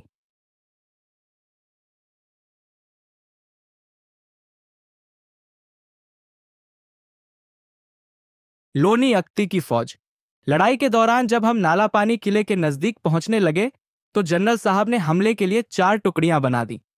इन्हें अलग अलग दिशा से आगे बढ़ना था, लेकिन रास्ता इतना खराब और चढ़ाई इतनी ज्यादा थी कि एक टुकड़ी बाकी सबसे पहले पहुंच गई। उस टुकड़ी पर इतना भारी हमला हुआ कि वापस लौटना पड़ा। कई लोग मारे गए। इससे सिपाही निराश हो गए। गोरे सिपाहियों को भागते देखकर उनकी हालत और खराब हो गई। इसके बाद जनरल जिलेस्पी ने एक यूरोपीय रेजिमेंट को लेकर हमला किया, लेकिन कुछ बहादुरी दिखाने के बावजूद उन्हें 2-3 दफा पीछे हटना पड़ा। वह पैदल थे और अपने साथियों का हौसला बढ़ा रहे थे कि अचानक गिर पड़े और मारे गए। इसके बाद हम पीछे हट गए। हम करीब 1 मील पीछे हटे और वहीं 4-5 दिन रुके रहे, ताकि हालो साहब दिल्ली से बड़ी तोप लेकर आ जाएं। किले की दीवार बहुत ऊंची नहीं थी। हमारी रेजिमेंट के कई अफसर उस पर सीढ़ी लगाकर चढ़ना चाहते थे। सीढ़ी जंगल की लकड़ी से बनाई गई थी, लेकिन जनरल मौली साहब को यह मंजूर नहीं था, क्योंकि बहुत से लोग पहले ही मारे जा चुके थे। हमारे रेजिमेंट में 48 लोगों की जानें गई। ब्रितानी रेजिमेंट की 2 कंपनियों तबाह हो गई। तब भी उन्होंने हिम्मत नहीं छोड़ी और बार बार हमला किया। वह मुर्गे की तरह लड़ रहे थे। सिपाही निराश हो गए थे, लेकिन जब तोप पहुंची तो सबका हौसला बढ़ा गया। हमले में किले की दीवार कई जगह से टूट गई। उसमें दरार पड़ गई। ब्रितानी लोगों ने उसमें से घुसने की कोशिश की। सबने पूरा जोर लगाकर हमला किया, लेकिन पीछे धकेल दिए गए। किले में कोई नहीं घुस पाया। जवान तीर देखते ही घबरा जाते थे। बारूदी गोले की आवाज से भी ज्यादा, क्योंकि कम से कम वह दिखाई तो नहीं देता था। फौज में जो मुसलमान थे वह ज्यादा निराश थे और कहते रहते थे कि अल्लाह की मर्जी नहीं है। अगले दिन सुबह किले पर चारों ओर से जबरदस्त हमला हुआ। अंदर से न कोई तीर चला और न गोला दगा, और हम सब किले के भीतर चले गए। एक नगाड़ची किले की दीवार में बने छेद से अंदर गया और चिल्लाकर बताया कि अंदर कोई नहीं है। नेपाली लोग जंगल में निकल गए और हम लोगों को पता भी नहीं चला। न कोई आवाज सुनाई पड़ी। ब्रितानी सिपाही निराश, दुखी और गुस्से में थे कि दुश्मन ने उन्हें चकमा दे दिया। इस लड़ाई में मैं साफ बच गया, लेकिन कप्तान साहब के सीने में एक तीर लग गया।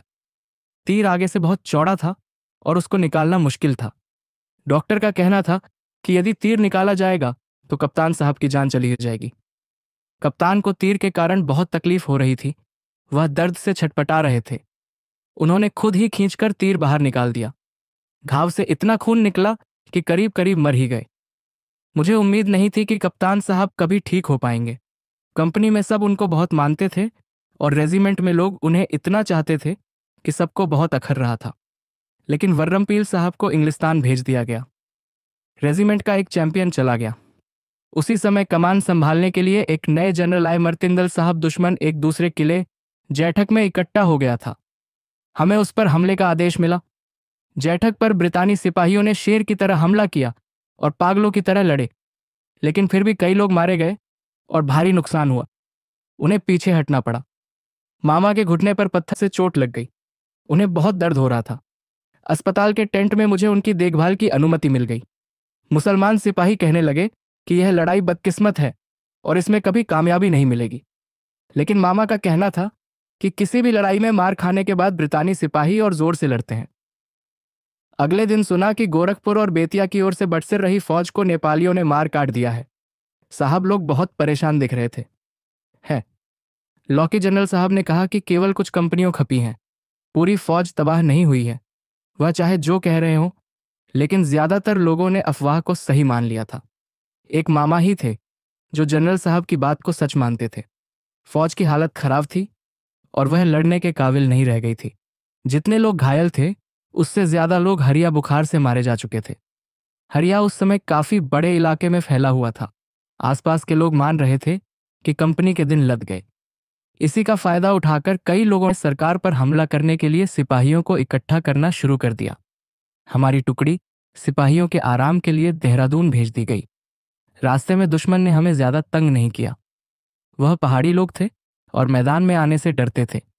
कुछ हफ्ता याद खबर मिली कि लोनी अख्ती साहब ने अमर थापा को हरा दिया और शांति हो गई।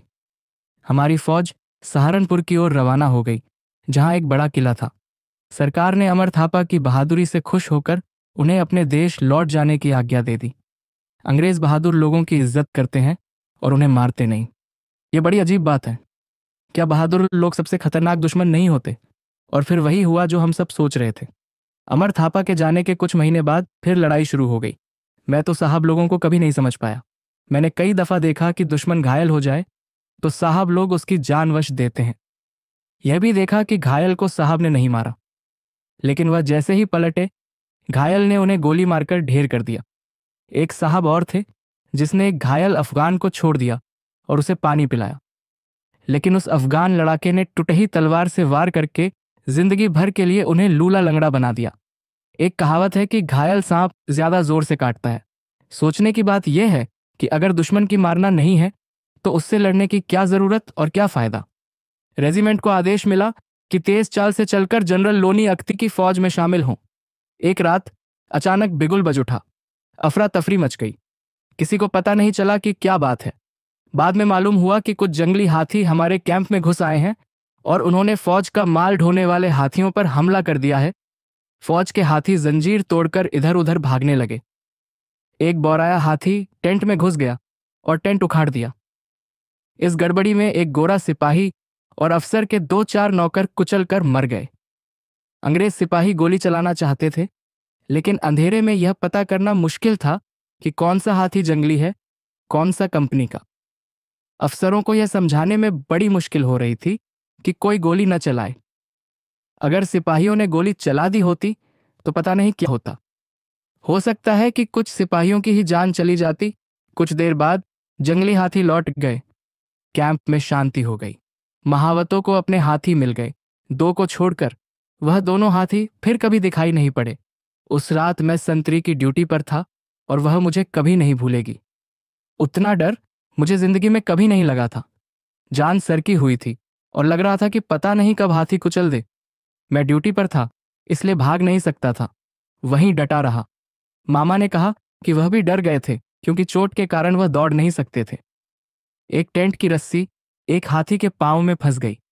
इससे पहले कि टेंट वाले बाहर निकल पाते, वह उखड़ गया। कई लोग टेंट में ऐसे फंसे रहे जैसे जाल में मछली, और हाथी उन्हें बहुत दूर तक घसीटता हुआ ले गया। टेंट में लिपटे होने के कारण वे बच गए, लेकिन बेतरह डर गए। लोगों के चेहरों पर वैसा डर मैंने पहले कभी नहीं देखा था। अगले दिन जब पता चला कि वह अपना टेंट नए सिरे से लगा रहे हैं, तो सब बहुत हंसे। मैंने उस गोरे को देखा जो मर गया था। उसका सीना धंस गया था और आंखें बाहर निकल आई थीं। वह बहुत बीभत्स लग रहा था। हमारी टुकड़ी बाकी फौज से चिरई घाटी में जाकर मिली, जहां दुश्मन ठिकाना बनाए हुए था। हमने मकवानपुर की ओर से मार्च किया और वहीं 2 लड़ाइयां हुई। गोरखा बुरी तरह हारे। वहीं विच्छुको गांव पर कब्जा हो गया। गोरखा लोगों ने जब देखा कि फौज राजधानी काठमांडू से बस 30 किलोमीटर दूर रह गई है और वहां कब्जा हो जाएगा, तो उन्होंने झंडा लेकर अपना दूध भेज दिया। समझौता हो गया, लेकिन समझौते की शर्तें बहुत कड़ी थीं। कंपनी बहादुर ने गोरखा लोगों से बहुत सी जमीन ले ली। यह लड़ाई बस कुछ हफ्ते चली।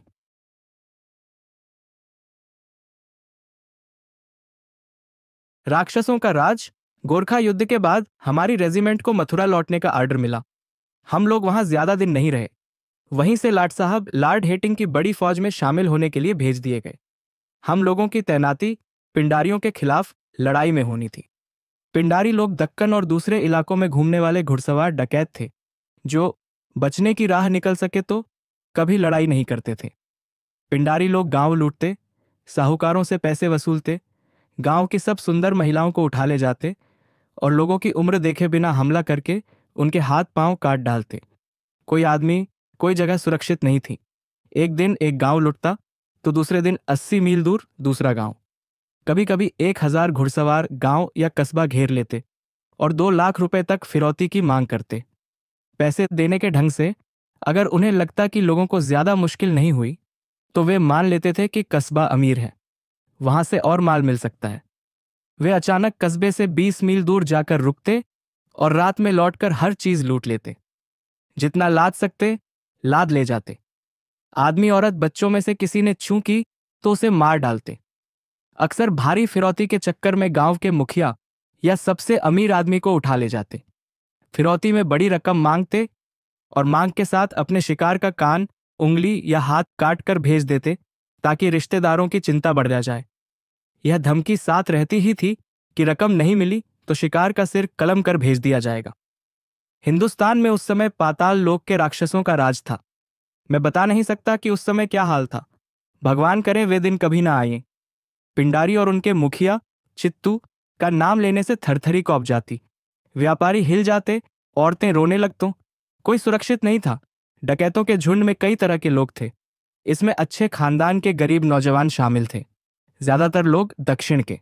पिंडारी अक्सर राजा या नवाब को लूट में से हिस्सा देते थे, भले ही वह लूट राजा के अपने गांव या कस्बे में हुई हो। इसी वजह से जब भी डकैतों पर जोर पड़ता, उन्हें कहीं ना कहीं शरण मिल जाती। अब तक मैं खुद को पुराना और अनुभवी सिपाही समझने लगा था। आखिर मैं कई लड़ाइयों में शामिल रहा। भले ही कुछ जगह मात खाई और कुछ में फतहयाब हुए। मैंने साहब लोगों और यूरोपियन सिपाहियों के साथ काम किया। मुझे लगता है कि अंग्रेज फौज को कोई हरा नहीं पाता, क्योंकि वे हारने की परवाह नहीं करती। मैंने एक यूरोपियन रेजिमेंट देखी जो 4 बार पछाड़ी गई। बहुत लोग मरे, लेकिन जब उसने 5वां हमला किया तो यह पहले की तरह जोरदार था। हैरानी की बात यह है कि फौज अपने अफसर के मारे जाने पर हड़बड़ाती नहीं, बल्कि दूसरा अफसर फौरन आ जाता है और सब उसका ऑर्डर मानने लगते हैं। हिंदुस्तानी फौज में जनरल या अफसर मारा जाए तो पूरी फौज में अफरा तफरी मच जाती है। वे मैदान छोड़कर भाग जाते हैं, दूसरे अफसर की बात नहीं मानते। इसका असली कारण शायद यही है कि राजा और नवाब अक्सर अपने फायदे के लिए लड़ते हैं। लूट का माल अपने खजाने में भर लेते हैं, उसका इस्तेमाल अपने या पिड्डुओं के लिए करते हैं, आम आदमी के भले के लिए नहीं। नतीजा यह है कि लोग लड़ाई को लूटपाट या गद्दी हथियाने के मौके से ज्यादा कुछ नहीं समझते। एक बात यह भी है कि कुछ ही राजा अपनी फौज को नियम से पैसा देते हैं। सिपाही चाहे जितने बहादुर हों, उस फौज में अनुशासन नहीं हो सकता जो लूटपाट करके अपने आदमियों को पैसे देती हो। राजा लोग सिपाही के मरने पर उसे पेंशन नहीं देते, परिवार की मदद नहीं करते। जिसका हाथ पैर कट जाए उसे कोई नहीं पूछता। कंपनी के अफसर लड़ते हैं, लेकिन लूटपाट उनका असली मकसद कभी नहीं होता। फौज के नियम इतने कड़े हैं कि ऐसा हो ही नहीं सकता।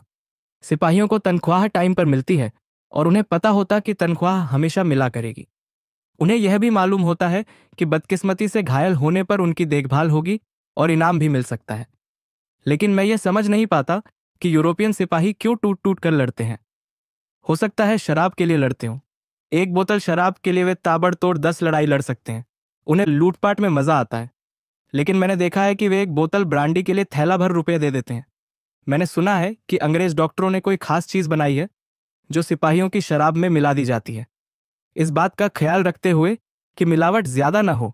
ज्यादा मिलावट से हबड़ तबड़ में उनकी जान जा सकती है। मैं जानता हूं कि उनकी शराब में हमेशा पानी मिलाया जाता है। सिपाहियों को यह पता नहीं चलता। मैंने देखा कि शराब कम हो जाए तो निराश हो जाते हैं और आधे मन से लड़ने लगते हैं। अंग्रेजी शराब पीने वाले सिख सिपाहियों का कहना है कि राशन वाली रम पीने के बाद उन्हें डर नहीं लगता, लेकिन कच्ची देसी शराब गला जला देती है और वे बहादुरी की जगह बेवकूफ़ी वाला काम करने लगते हैं। राशन वाली शराब में जरूर अमृत जैसा कुछ होता होगा। मैंने देखा है कि घायल लोग जो मरने मरने को हों, रम पीकर होश में आ जाते हैं और उठ खड़े होते हैं। वह जो भी है बहुत शानदार चीज। मैं जानता हूं कि अंग्रेज सिपाही शराब को पूछते हैं, उसके लिए जीते हैं और जान दे सकते हैं। मैंने डॉक्टर साहब से पूछा था। उनका कहना है कि शराब जिंदगी देने वाला और जिस्म में आग फूंक देने वाला पेय है। मेरी रेजिमेंट को लाट साहब के हेडक्वार्टर पहुंचने का आर्डर हुआ और हम डबल मार्च करते हुए बुंदेलखंड रवाना हो गए। वहां बड़ी फौज थी, कम से कम 1 लाख सिपाही। वहां मुझे बहुत टेढ़ा काम सौंपा गया। सड़क नहीं थी और हुक्म था कि आगे पीछे मार्च करो। पिंडारियों की खबर मिलती, आज यहां कल वहां। आदमी भेजे जाते, लेकिन किसी के हाथ कुछ न लगता। फौज कैसे चलती है उसको यूं समझ लीजिए जैसे शतरंज की घोटी। एक रोज अचानक दुश्मन से आमना सामना हुआ। वे घोड़े से उतरे ही थे। हमें पता नहीं था कि वे वहां हैं और उन्हें खबर नहीं थी कि हम आसपास हैं। हम लोग और पास गए, कई राउंड गोली चलाई, लेकिन वे लोग कूदकर घोड़े पर बैठे और इतनी गहरी ढलान में उतर गए जिसमें पैदल सिपाही भी जाने की हिम्मत न करे। गोलीबारी में 30-40 लोग भून उठे और हम लोगों ने उनके कई घोड़े पकड़े। हमारी कंपनी से कहा गया कि दुश्मन का पीछा करो, जिनके घोड़े छीने हैं। मैं सरपट भागा। एक जगह मेरा पैर झाल में फंसा और मैं उछलकर दूर बीहड़ में गिरा, सिर के बल। थोड़ी देर वहीं पड़ा रहा। होश आया तो देखा कि 10-12 गज दूर एक आदमी गोला लेकर मुझ पर निशाना लगा रहा था।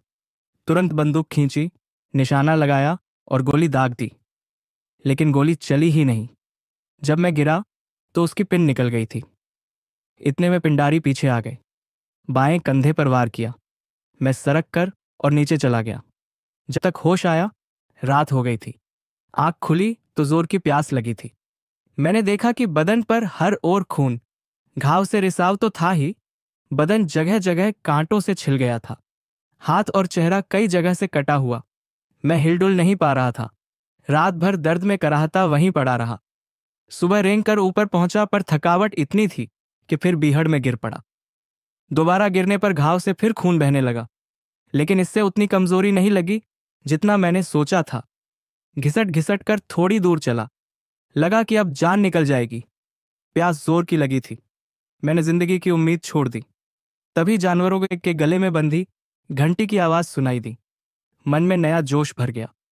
करीब घंटा भर बाद मुझे भैंसों का एक झुंड दिखा, साथ में एक लड़का और एक लड़की। मैंने पानी मांगा, भगवान की दुहाई दी, लेकिन वे दोनों मुझे देखते ही जंगल में भाग गए। 1 घंटा बाद वह लड़की दोबारा दिखाई पड़ी। उसने मुझे ध्यान से देखा, समझ गई कि चल नहीं सकता। मेरे पास आई। मैंने उससे बात करने की कोशिश की, लेकिन वह हाँ हाँ करने के अलावा कुछ नहीं बोली। न मैं उसकी बात समझ पाया, न वह मेरी। मैंने हाथ के इशारे से उसे समझाया कि मुझे प्यास लगी है। लगा कि इस बार वह मेरी बात समझ गई। उसने हाथ से एक पेड़ की ओर इशारा किया। मैं रेंग कर वहां पहुंचा। एक कच्चा कुआं था जिसमें से चरवाहे जानवरों के लिए पानी निकालते थे। लड़की ने कुएं से पानी निकाला और मैं उसे पी गया। हालांकि वह गर्म था और दया की तरह कड़वा। इतने से कुछ जान आ गई। मैंने उसी पानी से अपना घाव धोया। उस लड़की से बात करने का कोई फायदा नहीं था। हम एक दूसरे की बात नहीं समझते थे। इशारे से उसे बताया कि मैं कौन हूं। लड़की डरकर दोबारा जंगल में भाग गई। सारा दिन मैं कुएं के पास पड़ा रहा। शाम को 4 आदमी आए। शायद उसी लड़की ने उन्हें भेजा था। वे बहुत चौकन्ना थे। थोड़ी देर की किचकिच के बाद वे मुझे अपने गांव लाए। वहां पेड़ की डाल, पत्ते और सरपत की झोंपड़ियां थीं। आदमी अच्छे थे, लेकिन मैं उनका खाना नहीं खा सकता था। वे नीची जाति के थे, शायद लोहार। किसी तरह मैंने उनसे सड़क का रास्ता पूछा और यह भी कि सरकार की फौज किधर है। उनकी बात से लगा कि फौज दूर निकल गई है। वे मुझे सही रास्ता नहीं बता पाए। मैं वहां 2 दिन रहा। दोनों दिन पीठ के थैले में बंधी सूखी रोटी और दूध से काम चलाया। उन लोगों ने मुझे खुद दूध निकालने की छूट दे दी थी।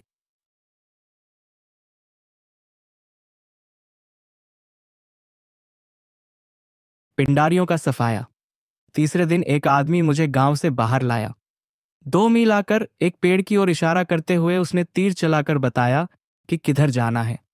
मुझे लगा कि वह मुझसे जान बचाकर भागने को कह रहा है। वहीं मुझे एक छोटा सा सफेद पत्थर मिला। उसे रगड़ने से चिंगारी निकलती थी। मैंने पत्थर बंदूक में लगा लिया, लेकिन कमजोरी इतनी थी कि गोली नहीं चला सकता था। हथियार के बावजूद निहत्था था।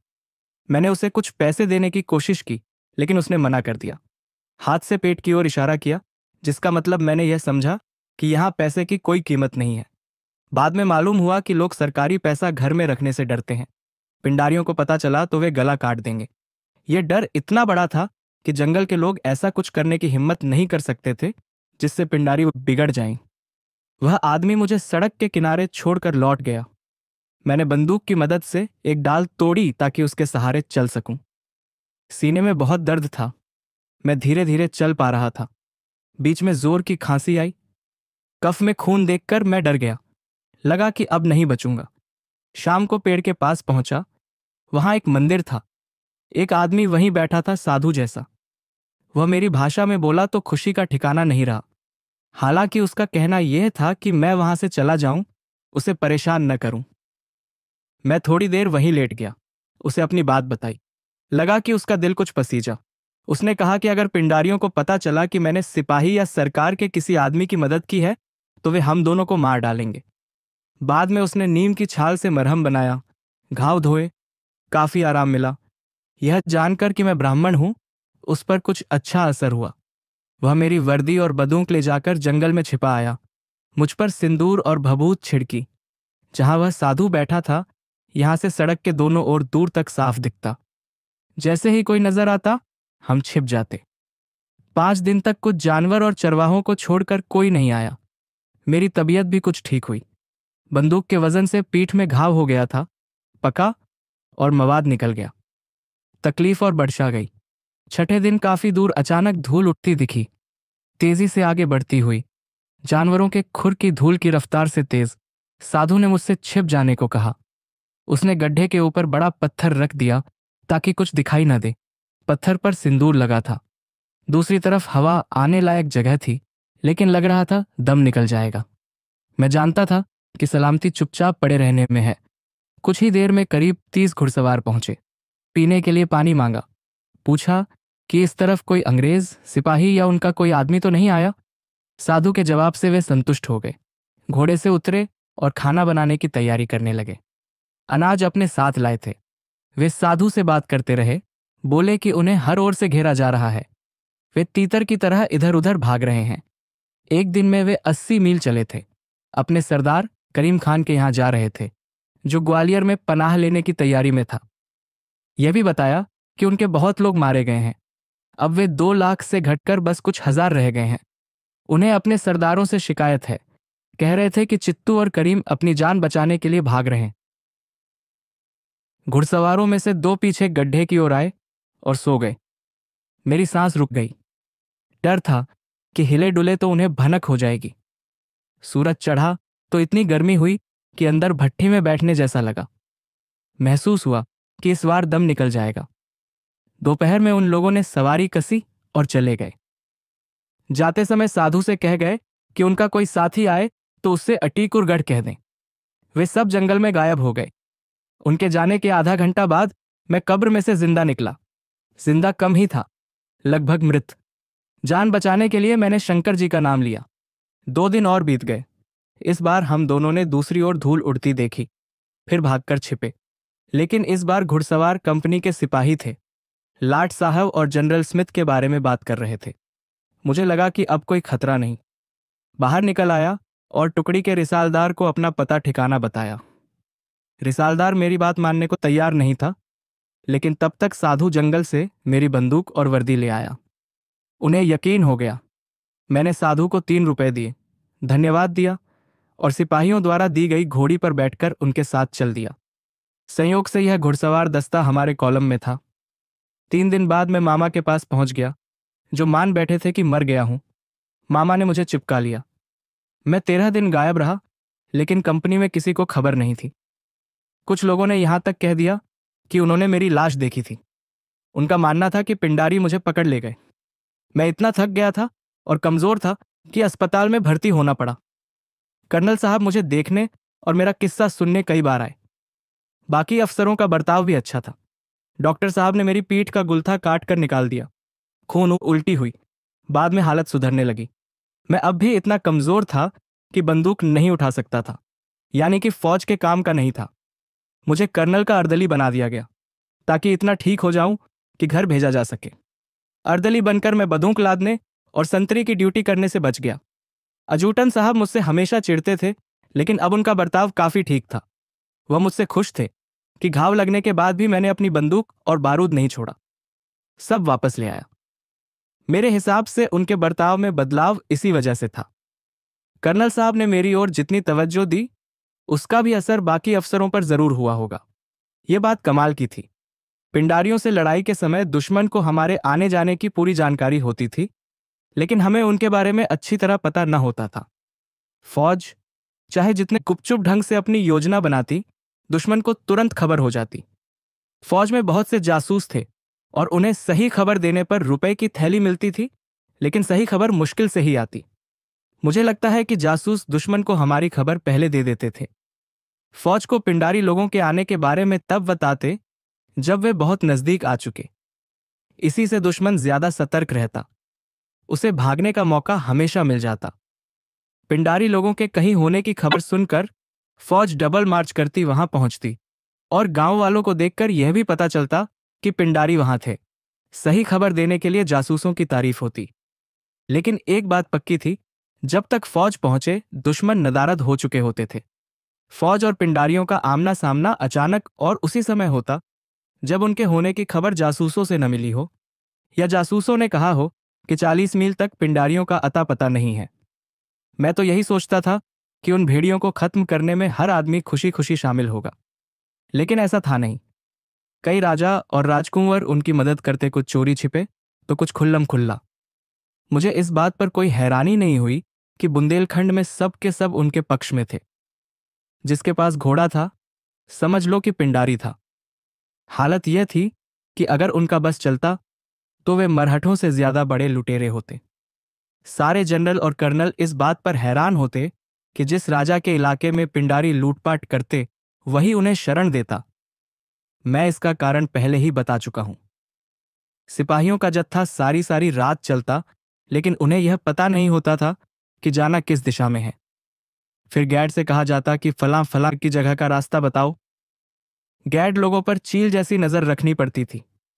जरा चूके तो वे जंगली जानवरों की तरह फुर्र से जंगल में गायब हो जाते। एक दफा अपने को जरूरत से ज्यादा समझदार मानने वाले एक साहब ने गैड को रस्सी से बांधकर आगे चलने को कहा। गैड ऐसे लोगों को या तो गलत रास्ते ले जाते या बहाना करते कि उन्हें बात समझ में नहीं आ रही। गैड को गोली मार देने का भी कोई फायदा नहीं था।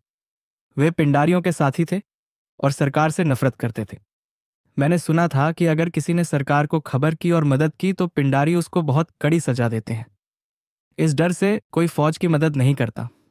पिंडारी लोगों के सजा देने के तरीके भिन्न थे। भाला गर्म करके आंख में डाल देना, नाक होठ काट लेना या अंग भंग कर देना। सिपाही उनसे चिढ़ते थे और सरकारी नौकर होने की वजह से वे पिंडारियों के निशाने पर हमेशा रहते थे। उस समय पिंडारियों की किस्मत कुछ चमकी थी। मैंने सुना कि मरहठा सरदार उनकी मदद को तैयार हैं, लेकिन कंपनी का सितारा कम बुलंद नहीं था। उज्जैन के पास सिप्रा नदी के किनारे मरहठों की हार हुई। हम लोग जहां थे वहां से बहुत दूर। ये खबर आग की तरह पूरे बुंदेलखंड में फैल गई और पिंडारी लोग छोटे छोटे झुंड बनाकर देहात की ओर भागे। कई पिंडारी रामपुरा के पास महाराज सिंधिया के इलाके में घुसना चाह रहे थे। पकड़े गए और काट डाले गए। इसी बीच कई पुराने साथी पिंडारियों को छोड़कर अलग हो गए। पिंडारियों ने देखा कि हर जगह सरकार की जीत हो रही है और उन्हें पहले की तरह खबर नहीं मिल पा रही है, तो उनकी हालत डर के मारे उस हिरन जैसी हो गई जिसके पीछे चीता पड़ा हो। करीम खान हार गया और अंत में एक जनरल के सामने हथियार डाल दिए। पिंडारियों का दूसरा सरदार चित्तू जान बचाकर जंगल की ओर भागा। बाद में खबर आई कि यह सांप के काटने से मर गया। पिंडारियों की कमर टूट गई। कंपनी की तूती बोलने लगी। फौज की टुकड़ियां अलग अलग हो गईं और हमारी बटालियन को अजमेर भेज दिया गया। जहां तक मेरी बात थी, मुझे आगरा जाने वाली रेजिमेंट के साथ नत्थी कर दिया गया, क्योंकि बीमारी के कारण मुझे घर जाने के लिए 6 महीने की छुट्टी मिल गई थी। अहनपुरा पर हमला। पिंडारियों के खिलाफ अभियान में हमारी रेजिमेंट के 20 लोगों की जान गई, लेकिन हैजा और बुखार से 180 लोग मर गए।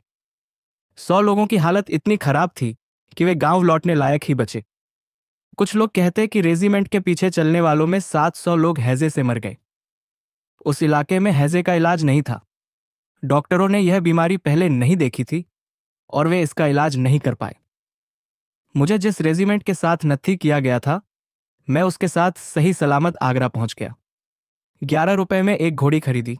4-5 और सिपाहियों के साथ, जिनकी छुट्टी मंजूर हुई थी, गांव के लिए रवाना हो गया। कई दिन चलने के बाद एक रोज तड़के सूरज निकलने से पहले गांव पहुंच गया और उजाला होने तक बाहर ही रुका रहा। अम्मा पानी लेने निकली तो मैंने उन्हें आवाज दी, लेकिन उन्होंने मुझे पहचाना ही नहीं। मैं 4 साल गांव से बाहर था और इस बीच दाढ़ी मूंछ आ गई थी। मैं अपने को बहुत खूबसूरत सिपाही समझता था। जब मैं अम्मा से बोला तो वे इतना चौंकी और घबरा गईं कि मैं भी डर गया। बाद में बाबू ने बताया कि मामा ने घर चिट्ठी लिखी थी कि मैं लड़ाई में मारा गया, इसीलिए अम्मा मुझे भूत समझ रही थी। थोड़ी देर में बाबू घर से निकले तो मुझे यह देखकर बहुत खुशी हुई कि सब ठीक ठाक है, कोई मरा मराया नहीं। गांव में सब 4 साल पहले जैसा ही था। मुझे कई महीने बाद पहली बार आराम मिला। बीमारी दूर हो गई और जल्दी ठीक हो गया। गांव में मेरी यह इच्छा भी पूरी हो गई कि मैं मामा की तरह चबूतरे पर बैठकर गांव वालों को किस्सा सुनाऊं और गप मारूं। अब तक मैं गांव में बड़ा और मातबर आदमी माने जाने लगा था। पंडित जी तब तक जिंदा थे। खुशी खुशी मिले।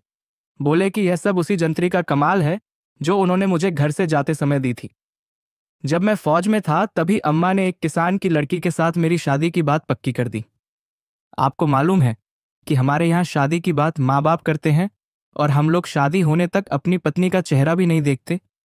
मैं फौज में रहते समय शादी नहीं करना चाहता था, लेकिन यह सब किस्मत का खेल है। इसमें हम क्या कर सकते हैं। पंडित जी ने मुहूर्त निकाला 6 महीना बाद का। इस बीच मैंने कई बार अपनी होने वाली पत्नी की शक्ल देखने की कोशिश की। मुझे सिर्फ इतना बताया गया कि उसकी गर्दन फाख्ते जैसी है, आंखें हिरनी की तरह, पैर कमल के पत्तों जैसे, और यह कि उसके दिल में मेरे लिए बहुत प्यार है। मुझे इतने से संतोष करना पड़ा। अम्मा और पंडित जी ने बताया कि दहेज में हमें इतना मिलेगा कि जिंदगी आसानी से कट जाएगी, इसलिए अब मुझे फौज में रहने की जरूरत नहीं। एक बार तो वह हमें करीब करीब समझा ले गई कि मैं मामा को लिखकर फौज से छुट्टी कर लूं। लेकिन दूसरी तरफ बाबू थे। उन्हें लग रहा था कि पंडित जी बहुत दक्षिणा मांग रहे हैं। वह नहीं चाहते थे कि मैं नौकरी छोड़ूं, क्योंकि तब तक आम के बाग वाला उनका मुकदमा नहीं सुलझा था। उन्होंने कहा कि अगर मैं सुनवाई के वक्त अदालत जाऊं तो सरकार की नौकरी में होने का परिवार को फायदा मिल जाएगा। मैं 4 साल पहले की तरह फिर बाबू के साथ खेत में काम करने लगा। घाव जल्दी भर गए, लेकिन बरसात में तकलीफ होती।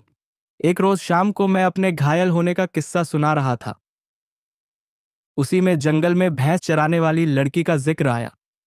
जिसने पानी पिलाकर मेरी जान बचाई थी। पुजारी जी मेरी बात सुन रहे थे। बोले कि मैंने जैसा बताया, लगता है वह लड़की बहुत नीची जाति की थी और उसका निकाला पानी पीने से मेरा धर्म भ्रष्ट हो गया। मैंने बहुत समझाया कि बर्तन मेरा था, लेकिन वह जोर जोर से बोलने लगे और बहुत सी उल्टी सीधी बातें कहीं। देखते देखते बात पूरे गांव में फैल गई। हर आदमी मुझसे कट कर रहने लगा। कोई साथ हुक्का पीने को तैयार नहीं। मैं पुजारी पंडित दिलीप राम के पास गया। उन्होंने भी बात सुनने के बाद कहा कि मेरा धर्म भ्रष्ट हो गया और मैं जात से गिर गया। वह मेरी बात सुनने को तैयार नहीं थे। मुझ पर अपने ही घर में घुसने पर पाबंदी लगा दी गई। मैं दुखी हो गया। बाबू ने बहुत जोर लगाकर पंचायत बुलाई और कहा कि फैसला पंचों को करना चाहिए। बाद में पंडित जी लोगों ने पूजा पाठ किया, कई दिन उपवास कराया और तब जाकर मुझे शुद्ध माना गया। ब्राह्मणों को भोज भात कराने और दक्षिणा देने में मेरे सारे पैसे खत्म हो गए, जो मैंने 4 साल में कमाए थे। शादी का दिन करीब आ गया। अम्मा ने उस लड़की की माँ के साथ जाकर पंडित जी से मुहूर्त पूछा और गाना बजाना शुरू हो गया। मुझे हर काम से अलग रखा गया। शादी के बाद पहली रात को मुंह दिखाई की रस्म हुई। लड़की के बारे में नाइन ने जो भी कहा था, सब गलत निकला। चंद्रमा को चेचक हो जाए तो वह सुंदर कैसे हो सकता है। पत्नी को दहेज में जमीन मिली थी, लेकिन वह उसी के नाम थी। मेरी छुट्टी जल्दी खत्म हो गई और मैंने पत्नी को अम्मा के पास छोड़कर रेजिमेंट लौटने का फैसला कर लिया। मैं राजपूताना में अजमेर के लिए रवाना हुआ, जहां मेरी रेजिमेंट थी। छुट्टी पर आने के समय उसे वहीं जाने का आर्डर हुआ था। उस जमाने में चिट्ठी मिलना आसान नहीं था। कोई उस तरफ जा रहा हो तो लोग उसे चिट्ठी पकड़ा देते। सरकारी डाक का इस इस्तेमाल न करते। कुछ दिन में मैं आगरा पहुंच गया। अजूटन जर्नैल साहब से रेजिमेंट की खोज खबर पूछी। वह कुछ खास नहीं बता पाए, सिवाय इसके कि रेजिमेंट शायद नागपुर की तरफ गई है। मुझे 2 महीने की तनख्वाह पेशगी मिली और मैं जयपुर होते हुए वहां के लिए रवाना हो गया। जयपुर पहुंचने तक रास्ते में कोई हादसा नहीं हुआ। मैंने जितने शहर देखे थे, जयपुर से ज्यादा साफ सुथरा कोई नहीं था। सड़कें चौड़ी और जगह बहुत सुंदर। हर तरफ मोर घूमते हैं। हिरन लोगों के पास तक चले आते हैं। रंग बिरंगे कबूतर हैं। बड़ी बड़ी दुकानें और हर तरफ सुंदर बाग बगीचे। मैं राजा के बाग में गया और वहां एक जानवर देखकर दंग रह गया। उसका सिर नील गाय की तरह, खुर घोड़े जैसा और गर्दन 4 गज लंबी। चमड़ी पर चीते की तरह चकत्ता, लेकिन वह मांस नहीं खाता था। उसकी जीभ 1 गज लंबी थी। माली से पूछने पर पता चला कि वह जानवर 8000 मील दूर अफ्रीका के रेगिस्तान से आया है। एक और अजीबोगरीब चिड़िया थी, जो तीतर से कम 100 गुना बड़ी थी। हवा की तरह भागती, लेकिन उड़ नहीं पाती। माली ने बताया कि यह भी अफ्रीका से आई है, जहां आदमी घोड़े की जगह इसकी सवारी करते हैं। उसने बताया कि यह चिड़िया पत्थर खाती है। अजमेर का रास्ता अभी 2 दिन का और था, लेकिन दूर से ही तारागढ़ के ऊंचे ऊंचे पहाड़ दिखाई पड़ने लगे। पहुंचकर पता चला कि मेरी रेजिमेंट वहां से निकल गई। मैं एक घुड़सवार दस्ते के साथ नागपुर के लिए चल पड़ा। 15 दिन बाद मुझे अपनी रेजिमेंट अंबूरा में मिली। मामा एकदम ठीक ठाक थे, हालांकि दाहिने हाथ में गोली लगने से एक बार फिर घायल हो गए थे। मुझे यह जानकर बहुत खुशी हुई कि हमारे कप्तान साहब लौट आए हैं। अब मैं फौज में कोई भी काम करने के लिए एकदम स्वस्थ था। पुराना घाव बरसात का मौसम छोड़कर तकलीफ नहीं देता था। कुछ दिन बाद हमें अहनपुरा गांव पर चढ़ाई करने का आर्डर हुआ, जहां अप्पा साहब के अरब सिपाही तैनात थे। कहा जाता था कि वे दुनिया के सबसे बहादुर सिपाही हैं और विलायती फौज का मुकाबला कर सकते हैं। सिपाही इसके बावजूद हिचकिचाए नहीं। गोरे और हिंदुस्तानी सिपाहियों ने हमला कर दिया। अरब लोग जमकर लड़े। हमारी रेजिमेंट के कई सिपाही मारे गए। खाली मेरी कंपनी में 11 लोग घायल हुए या मर गए। हम लोग जैसे ही एक घर पर कब्जा करते, दुश्मन दूसरे घर में ठिकाना बना लेता। वे मैदान छोड़कर नहीं भागे, बल्कि मर्द की तरह लड़े। पक्के निशानेबाज थे। हर लड़ाई में हमें भारी नुकसान हुआ। उन्हें बस कुछ एक घरों से निकालना था, लेकिन यह काम आसान नहीं था। प्रेम की आग। हम लोगों ने दुश्मन को अहनपुरा से खदेड़ने की बहुत कोशिश की, लेकिन काफी देर तक कोई कामयाबी नहीं मिली। अंत में कुछ बचे खुचे दुश्मन बीहड़ के रास्ते भाग गए। वे सब मरहठा थे। गांव की गली में भागते भागते मैं एक घर में घुस गया। सोचा कि वह खाली होगा। घर में एक अरब लड़ाकू था, जो एक लड़की को मारने की कोशिश कर रहा था। लड़की उसके घुटने पर झुकी गिड़गिड़ा रही थी, जान बख्शी के लिए। लड़ाकू मुझे देखते ही शेर की तरह लपका और चिल्लाते हुए मेरी बंदूक के कुंदे पर झपट्टा मारा। मैं भौचक रह गया। मैंने भी गोली चलाई। उसकी छाती में लगी, लेकिन गिरते गिरते उसने मेरा हाथ काटने की कोशिश की। अरब लड़ाकू लोमड़ी की तरह रहते हैं और गाजियों की तरह लड़ते हैं। वह लड़की अब मेरे पैर पर गिर पड़ी, पैर पकड़ लिए। वह बहुत सुंदर थी, उतनी सुंदर जितना मेरी पत्नी की नौकरानी ने उसके बारे में नाइन को बताया था। मैंने उससे नाम पता पूछा, जानना चाहा कि उसके नाते रिश्तेदार कहाँ हैं। उसने बताया कि वह बुंदेलखंड के ठाकुर मोकम सिंह की बेटी है। पिंडारी लोग उसे उठा लाए थे और अरब लड़ाकू को बेच दिया, जो उसे रखैल बनाने वाला था।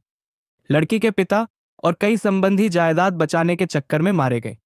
उसने यह भी कहा कि खानदान में बचे लोग अब उसे घर में नहीं रखेंगे क्योंकि उसकी इज्जत लुट गई। बोली, मेरे लिए अब आप ही मालिक और भगवान हैं। गांव में आग लगा दी गई थी और उससे गाढ़ा धुआं निकल रहा था। मैंने अरब लड़ाके की पगड़ी उतारकर जल्दी से अपने हाथ पर बांधी, उसे मारने के प्रमाण के तौर पर तलवार ले ली और फिर उस छोटी सी हिरनी को लेकर गांव में उस तरफ से बचते बचाते निकला जिधर आग नहीं लगी थी। आकर कंपनी से मिल गया। अब मैं यह नहीं समझ पा रहा था कि लड़की का क्या करूं। मैं जानता था कि कंपनी में लड़की को साथ रखने की आज्ञा नहीं मिलेगी। मैंने मामा को बताया। उन्होंने सलाह दी कि मैं लड़की को छोड़ दूं क्योंकि लड़ाई के दिनों में एक औरत का बोझ सिर पर लाद कर नहीं चलना चाहिए। मैं लड़की को उस गांव में जलने के लिए नहीं छोड़ सकता था। कप्तान के पास गया, उन्हें पूरी बात बताई। कप्तान ने बहुत तारीफ की, आर्डर दिया कि वह लड़की फौज के पीछे चलने वाले बाजार के चौधरी की निगरानी में रख दी जाए। मैंने अपनी घोड़ी उसे दे दी। वह घोड़ी पर बैठकर चलती रही बाजार चौधरी की निगरानी में। मैं उसको रोज देखता। मेरे दिल में प्रेम की आग लग गई। एक तो वह बहुत सुंदर थी और दूसरे मुझे मालिक कहकर बुलाती थी। अब मैं वो बूढ़ा हो गया हूं, लेकिन उस जैसी औरत मैंने न तो उससे पहले देखी न बाद में, दिल्ली में भी नहीं। एक हफ्ते तक किसी ने मेरी या उस लड़की की ओर ध्यान नहीं दिया, लेकिन एक दिन अजूटन साहब ने कहा कि लड़की कंपनी के साथ नहीं रह सकती, फौज में औरतों को रखने की परमिशन नहीं है। मैं बहुत दुखी हो गया। अजूटन साहब ने एक न सुनी, मुझे 100 रुपये देने की कोशिश की और उसे बढ़ाते बढ़ाते 400 रुपये तक ले गए कि मैं उस लड़की को छोड़ दूं। मैं उससे अलग होने को तैयार नहीं था। मामा ने बहुत जोर देकर कहा कि मुझे उस लड़की से पिंड छुड़ा लेना चाहिए। पहली बार इस बात पर मामा से मेरा झगड़ा हो गया। पंडित दिलीप राम की बात कितनी सही थी। उन्होंने कहा था, काबिल मछुआरे के जाल में जितनी मछलियां फंसती हैं, उससे ज्यादा आदमी औरत के जाल में फंस जाते हैं। उनकी आंख के तीर भीलों के जहर बुझे तीर से ज्यादा घाव करते हैं। अगर मैं कंटोनमेंट में रहा होता तो किसी को कुछ न पता चलता। लड़की के साथ रहने के बारे में कोई न सोचता। कई सिपाहियों के साथ औरतें रहती थीं और साहब लोग इसकी मनाही नहीं करते थे। बर्रमपील साहब ने वह लड़की हमसे मांगी होती तो बात और होती, लेकिन उन्होंने कभी कुछ नहीं कहा। उन्होंने मेरी तारीफ की। लेकर कर्नल साहब के पास गए, कहा कि मैंने एक अरब लड़ाके को मारा है। मैंने लड़ाके की तलवार कर्नल को दे दी, जिन्होंने उसे खुशी के साथ रख लिया। बोले कि मुझे जल्दी तरक्की मिलेगी और तुरंत लांस नायक बनाने का आर्डर दे दिया। इससे मेरी तनख्वाह तो नहीं बढ़ी, लेकिन अब 4 लोग मेरे मातहत हो गए। एक फीता लग गया। मैं अपने को बड़ा समझने लगा।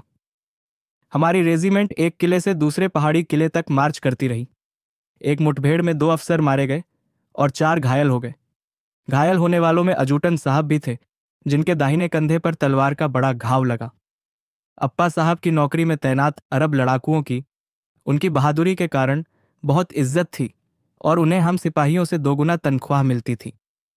वे अपने मन से लड़ रहे थे। अप्पा साहब ने उन्हें रुकने का आर्डर किया, पर वे नहीं माने।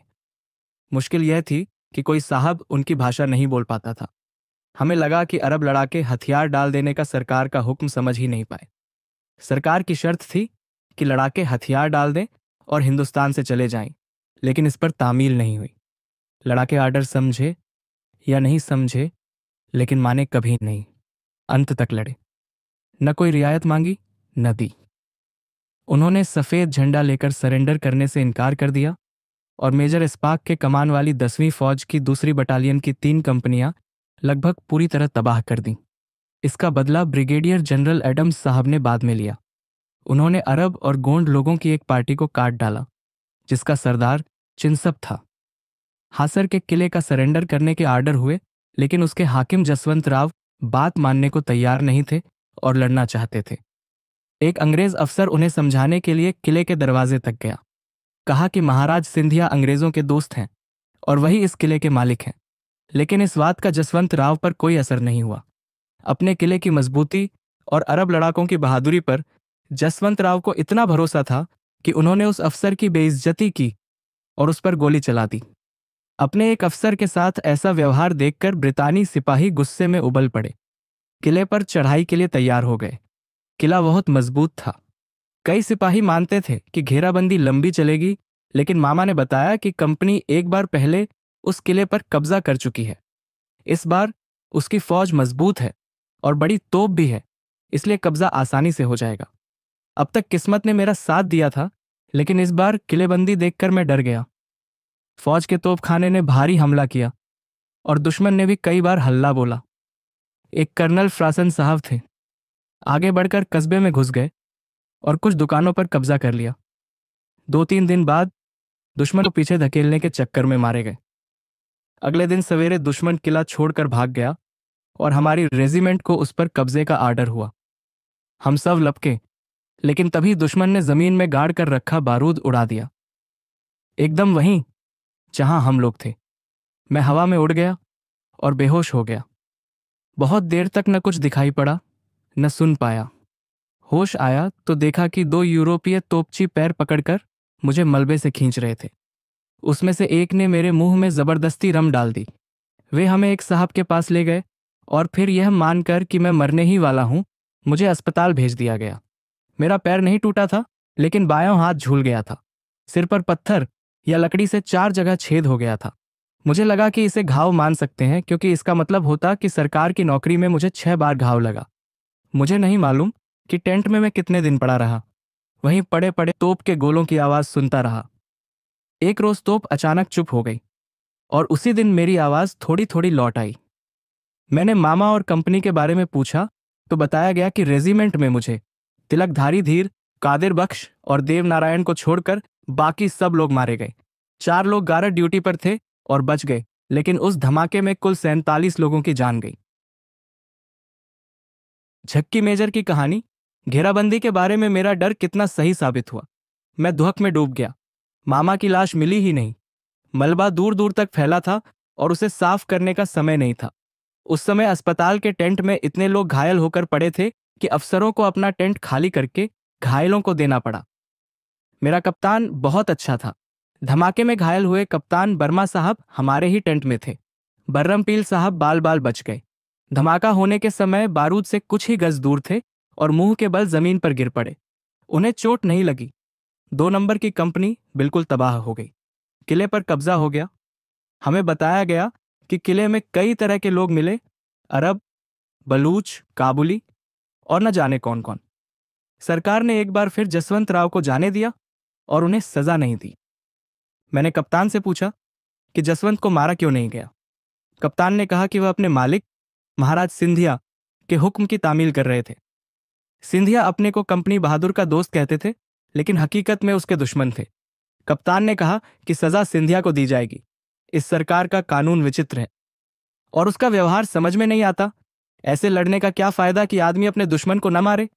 वे मानते थे कि सरकार दया दिखाकर पागलपन कर रही है और इसी का हर तरफ से फायदा उठाने की कोशिश करते थे।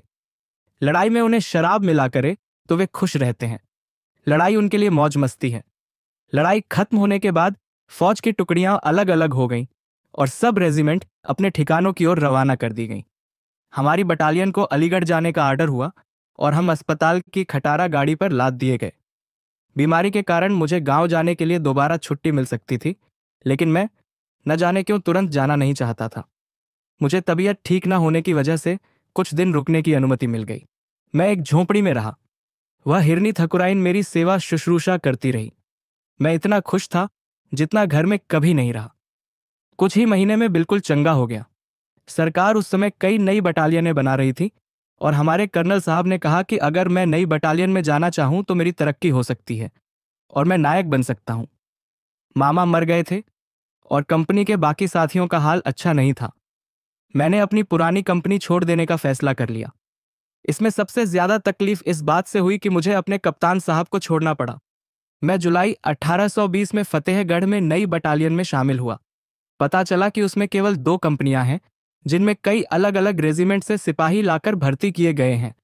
उसमें केवल 2 अंग्रेज अफसर थे, मेजर गादीन और अजूटन साहब। मेजर बहुत लंबा और सांवला था। शिकार की ड्रेस पहनकर परेड मैदान में आना उसकी आदत थी। किसी ने मामूली गलती भी की तो, चाहे वह नया रंगरूट हो या इंस्ट्रक्टर, अपनी मोटी छड़ी से सीधे सिर पर मारता था। नतीजा यह हुआ कि उसको कोई पसंद नहीं करता था, डरते सब थे। उसने अफसरों को बताया कि उसे मर्जी के खिलाफ पुरानी रेजिमेंट से हटाकर यहां भेजा गया है। उसे यह बात बिल्कुल पसंद नहीं थी। सही बात तो यह है कि उसके डर से 4 महीने में नई बटालियन में केवल 40 नए रंगरूट भर्ती हुए। मेजर साहब को अंग्रेज अफसर भी पसंद नहीं करते थे। परेड से पहले या बाद में उनसे बात नहीं करते थे।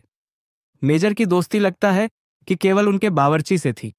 बावर्ची का साहब पर बहुत असर था। एक दिन मैं मेजर के यहाँ गार्ड ड्यूटी पर था। वह हुक्का पीने जा रहा था, लेकिन तंबाकू खींचने में मुश्किल थी। गुस्से से तिलमिला उठा, चिलमची उठाई और हुक्का बरदार के सिर पर दे मारी। जलता कोयला पूरी कोठरी में फैल गया। गलीचे में आग लग गई और अगली कोठरी के टेंट तक फैल गई। नौकर चाकर दौड़कर आए, आग बुझाई, लेकिन तब तक टेंट करीब करीब जल चुका था। इस पूरी अफरा तफरी में साहब अपनी कुर्सी पर बैठा रहा और बिल्कुल नहीं हिला डुला। बाद में जब बावर्ची ने आकर बात की, तब उनका गुस्सा ठंडा हुआ। इस गुस्से से मेजर साहब का नुकसान हुआ, क्योंकि जो टेंट जला वह एकदम नया था और कम से कम 300 रुपए का रहा होगा। कुछ लोगों का कहना था कि वह साहब का नजदीकी रिश्तेदार था। इस बात में कोई शक नहीं है कि मेजर थोड़ा झक्की था और उसका हाव भाव बाकी साहबों से अलग था। अपने बरामदे में वह कई कई घंटे चहलकदमी करता, हाथ पीछे किए हुए खुद से बात करते। जितनी दफा मुड़ता, दीवार पर जोर से लात मारता। रंगरूटों से पूछता कि उनकी शादी हुई है कि नहीं, उनकी बीवी का नाम क्या है। अपनी बीवी का नाम लेना हम लोगों में बहुत शर्म की बात मानी जाती थी। मैंने यह भी देखा कि वह रेजिमेंट के बाकी अफसरों से खुलकर नहीं मिलता था। अजूटन साहब को उसने कभी बैठने को नहीं कहा। इसी बीच एक और अफसर रेजिमेंट में आया, जो देखने में मेजर की उम्र का ही लगता था। एक दिन वह मेजर से मिलने आया तो मैं वहीं गार्ड की ड्यूटी पर था। नया साहब थोड़ी देर खड़ा रहा और फिर खुद एक कुर्सी खींचकर बैठ गया। इसके बाद खूब गाली गलौज हुई। कप्तान ने एक घूंसा मारकर मेजर को गिरा दिया। अगले दिन सवेरे मैं मैदान से लौट रहा था तो देखा कि 4 अफसर राइफल लिए खड़े हैं। नजदीक पहुंचा तो देखा कि मेजर और कप्तान दोनों वहां मौजूद हैं। मुझे अंग्रेजों का यह रिवाज पता था कि झगड़ा होने पर दोनों लोग आमने सामने होकर एक दूसरे पर गोली चलाते हैं। मेजर को एक अफसर ने कप्तान से कुछ दूर खड़ा किया। दोनों ने गोली चलाई। मेजर मुंह के बल गिर पड़ा। मैं दौड़कर गया तो देखा कि मेजर मर गया है। गोली उसके सिर में लगी थी। मैं गाड़ी लेने अस्पताल गया और थोड़ी देर में यह खबर हर जगह फैल गई कि मेजर साहब मारे गए। उनकी लाश घर ले जाई गई और शाम को उसे दफना दिया गया। इससे सबसे ज्यादा दुखी बावर्ची था। साहब लोगों के चेहरे पर कोई दुख नहीं था। फिरंगियों के दस्तूर अजब थे। जैसे इसी मामले में जब झगड़ा हुआ उस समय किसी ने तलवार नहीं निकाली और हमला नहीं किया। साहब लोग वैसे ही शांत और चुपचाप थे जैसे परेड में रहते हैं। इज्जत आबरू के बारे में अंग्रेजों के नियम बहुत कड़े हैं। किसी की बेइज्जती हो जाए तो उसे लड़ना पड़ता है, क्योंकि न लड़ने पर बाद में कोई अफसर उससे बात नहीं करता। उस जमाने में साहब लोग अक्सर एक दूसरे से लड़ते थे। लड़ने के बाद उनकी दोस्ती और पक्की हो जाती थी। इधर हाल के वर्षों में मैंने साहबों की लड़ाई की बात नहीं सुनी। आजकल अगर उनकी लड़ाई होती है तो बहुत चुपचाप। शायद सबके सामने लड़ने में उन्हें शर्म आती है। मुझे लगता है कि इसका असली कारण लड़ाई के नए नियमों का डर है। आजकल जो साहब लड़ते हैं उनका कोर्ट मार्शल हो जाता है, नौकरी से निकाल दिया जाता है। मैंने सुना है कि इंग्लिस्तान में राजा ने मजबूरी में यह लड़ाई बंद कराई। एक तो उसके कई अच्छे अफसर मारे जा रहे थे और दूसरे की मरने वाले के परिवार का बोझ सरकार को उठाना पड़ता था। मैं यह कभी नहीं समझ पाया कि गुस्सा ठंडा होने के बाद कोई कैसे लड़ सकता है, लेकिन साहब लोग शायद लड़ाई को भी काम समझते हैं। बाद में रेजिमेंट की कमान संभालने के लिए एक और अफसर भेजा गया, कर्नल हैमिल्टन साहब। वह मेजर की तरह नहीं था और अफसर तथा सिपाही दोनों उसकी बहुत इज्जत करते थे। रेजिमेंट में अब करीब करीब 1000 लोग हो गए थे, एक से एक बढ़िया कद्दावर जवान। अगले 2-3 साल कुछ खास नहीं हुआ, सिवाय इसके कि हम मेरठ के लिए कूच कर गए। मैंने हिरनी ठकुराइन की जात बहाल करने के लिए पैसा खर्च किया और फिर उससे गंधर्व विवाह कर लिया। जब मैं मेरठ में था तो घर में दुनिया भर की खुशियां आ गईं। हमारे घर लड़का पैदा हुआ।